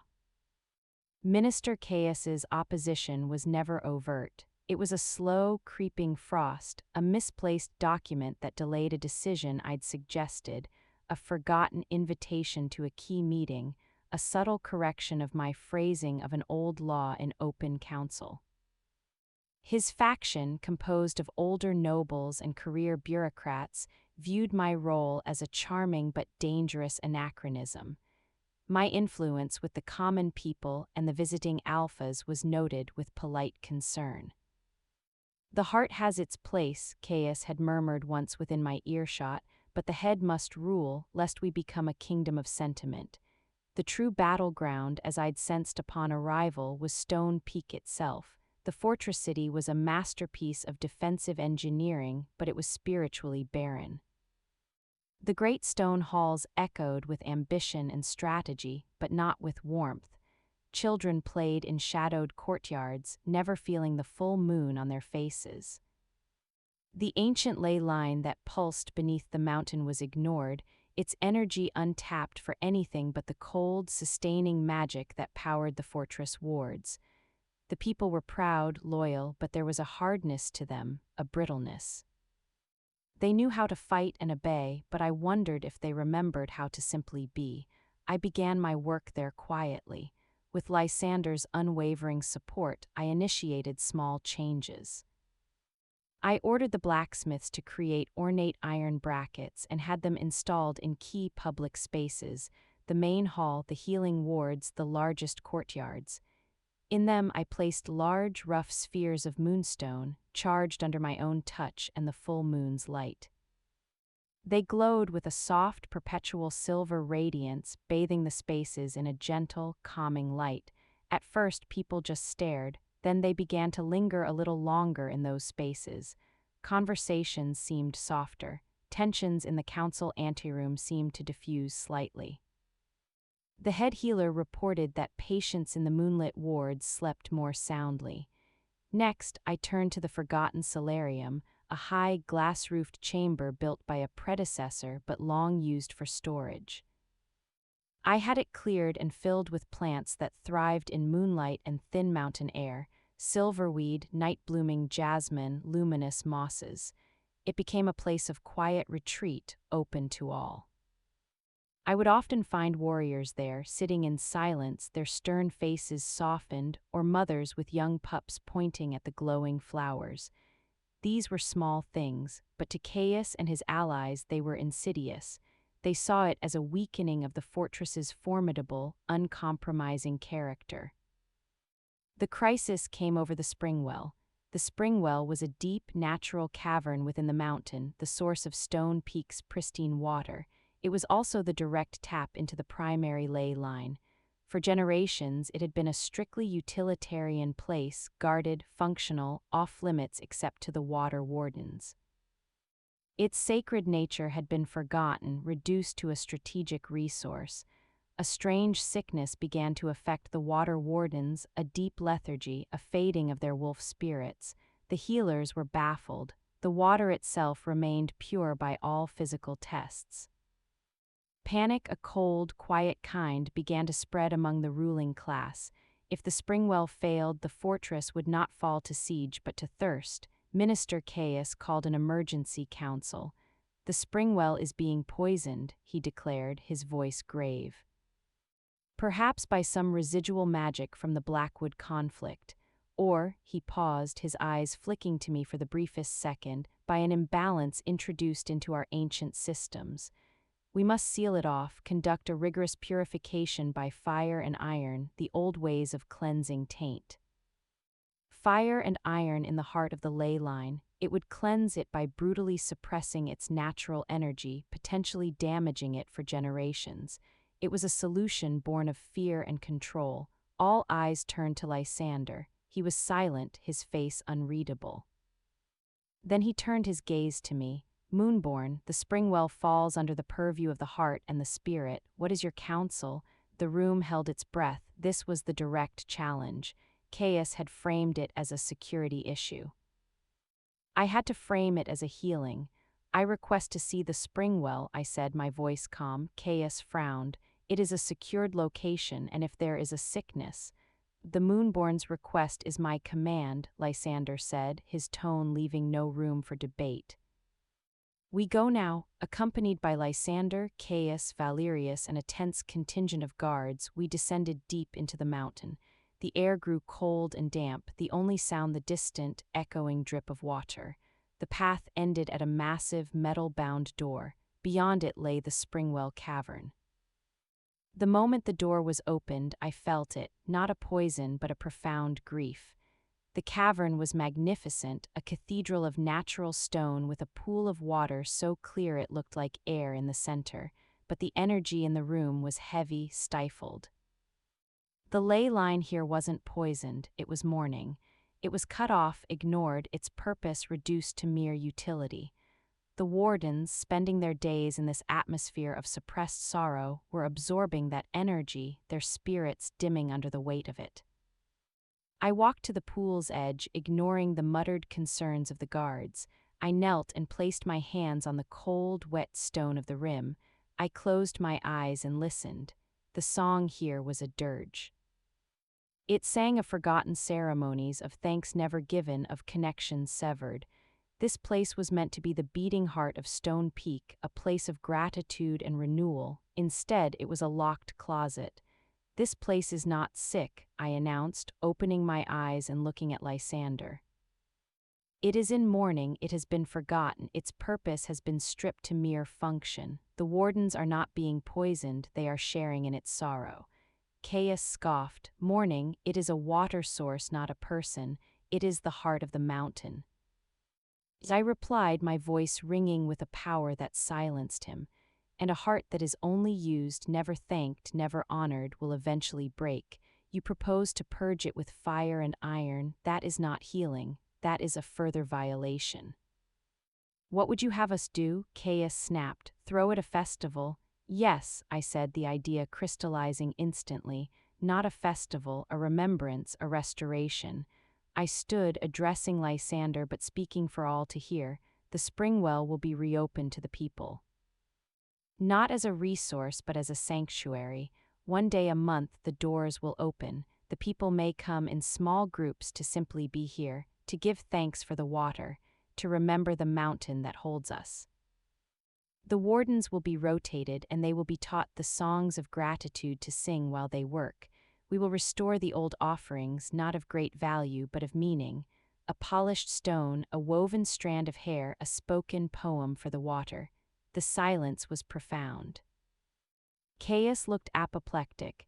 "You would make our most vital strategic resource a public park. This is insanity. The security risk alone, the greatest risk," Lysander interrupted, his voice cutting through the tension, "is a heart that turns to stone from neglect. We have been strong, Caius. But we have not been wise. The Moonborn's diagnosis makes more sense than any poison. I have felt the coldness in this place all my life and called it strength. I was wrong."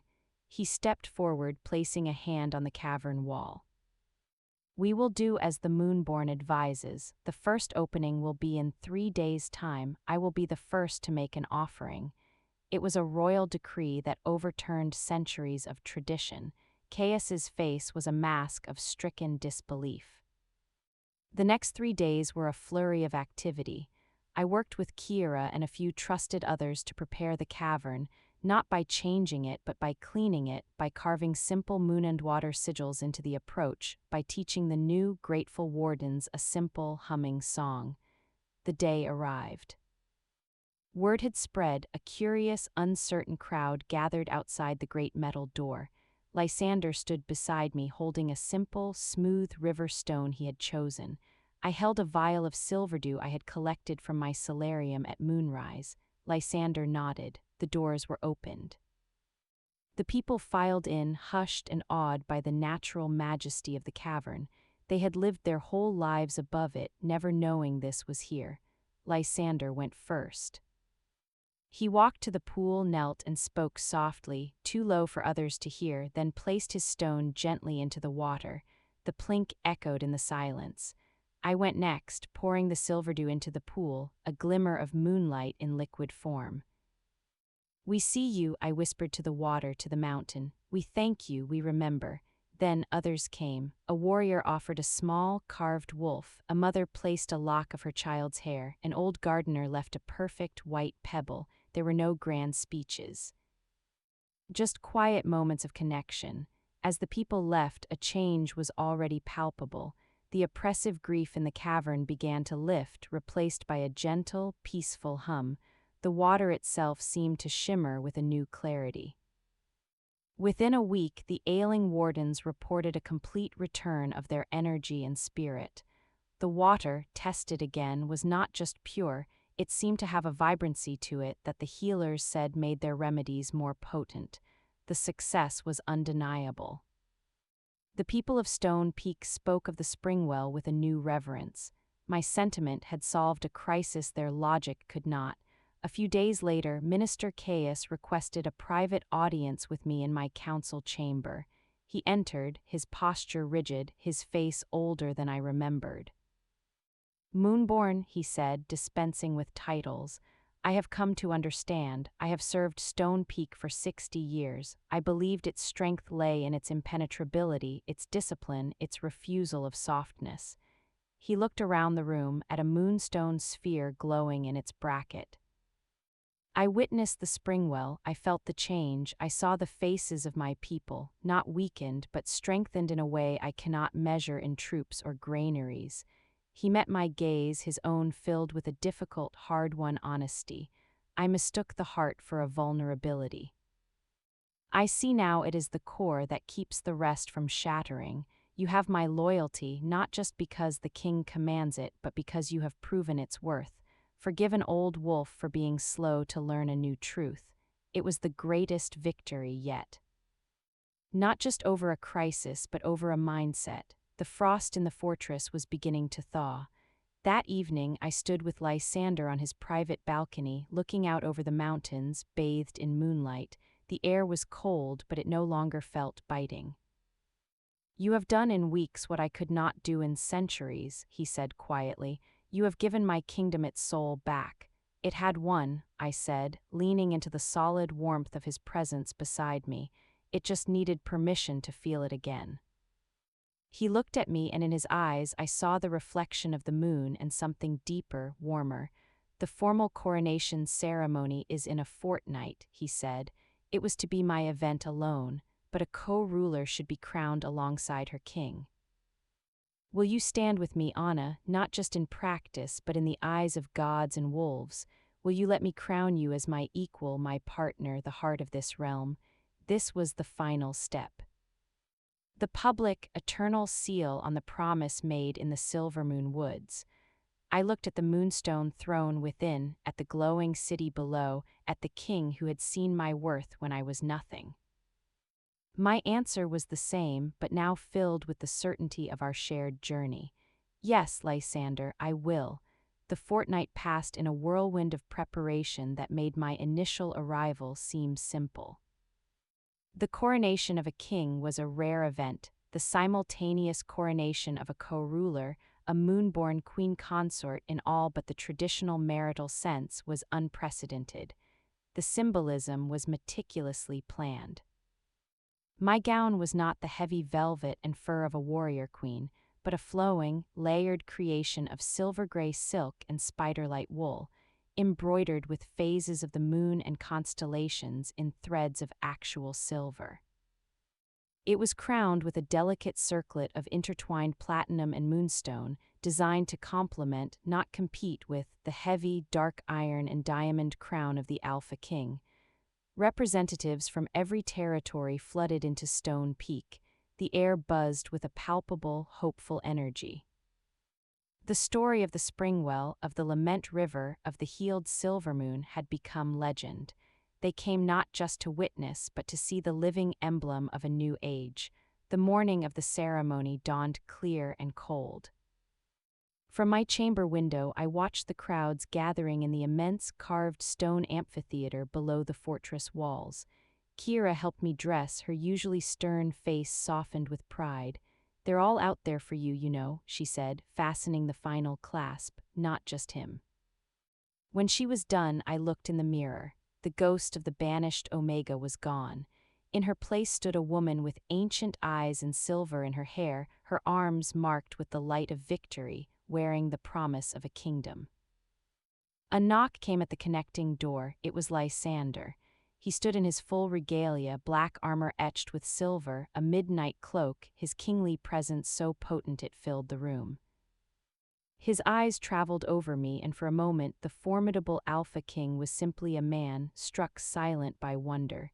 "You are," he began, then shook his head, a soft smile touching his lips. "You are everything I saw in you that day in the hall and more. Are you ready?" I took a deep, steadying breath, feeling the hum of the mountain beneath my feet, the pulse of the expectant crowd outside, the steady, sure presence of the man before me. We walked side by side through the fortress, through halls lined with bowing nobles and warriors, through the great gates, and out onto the processional way that led down to the amphitheater. The roar of the crowd was a physical wave of sound. Thousands upon thousands of faces, a sea of hope and curiosity. At the center of the amphitheater stood a simple, ancient stone dais, the first stone where the founders of the United Territories had sworn their first oath. Upon it waited the old high shaman, a wizened wolf from a neutral forest pack, and the two crowns on velvet pillows. The ceremony was not one of subjugation or conquest, it was a covenant. Lysander went first. He swore the traditional oaths to defend, to judge fairly, to lead with strength. Then the shaman turned to me. "Honor of the Moonborn line, do you swear to guide this kingdom with the wisdom of the heart? To speak for the land that sustains us and the spirit that binds us, to heal where there is brokenness and to remind us of the balance between claw and soul?" My voice rang out clear and firm. "I swear it."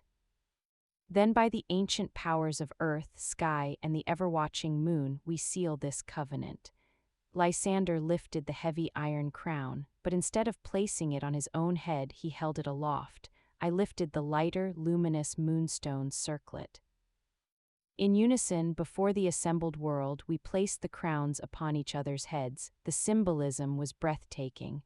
The king crowned the heart crowned the king. One was incomplete without the other.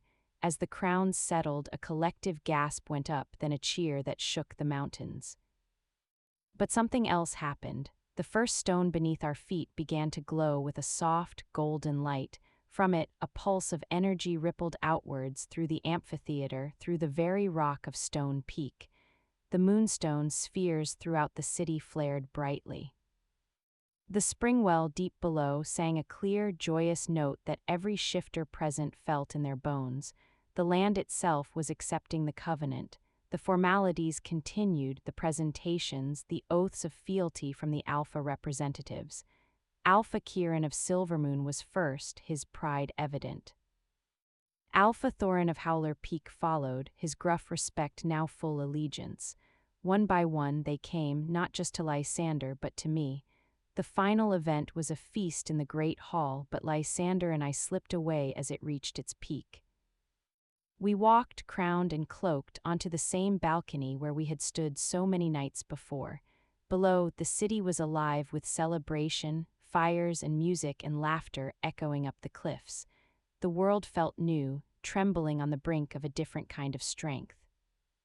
Lysander took my hand, his thumb stroking over the silver tracery. "It is done," he said, a note of quiet awe in his voice. "The balance is restored, not just in Silvermoon but here, at the center." I looked at our joined hands, then up at him. The titles, the crowns, the grand ceremony, they were important, but this, the quiet understanding between us, was the true foundation. "It's only the beginning," I said. "There are still lands that need healing, disputes that need understanding, and we will face them," he said, "together. As we were always meant to." He lifted my hand, his eyes holding a promise that went beyond politics, beyond duty, to the core of the connection that had started it all. The king who followed an Omega into exile and the Moonborn who led him home to a better throne. In the distance, a lone wolf howled, a song of joy, not of warning. It was answered by another and another until the chorus echoed through the starlit peaks, a symphony of unity.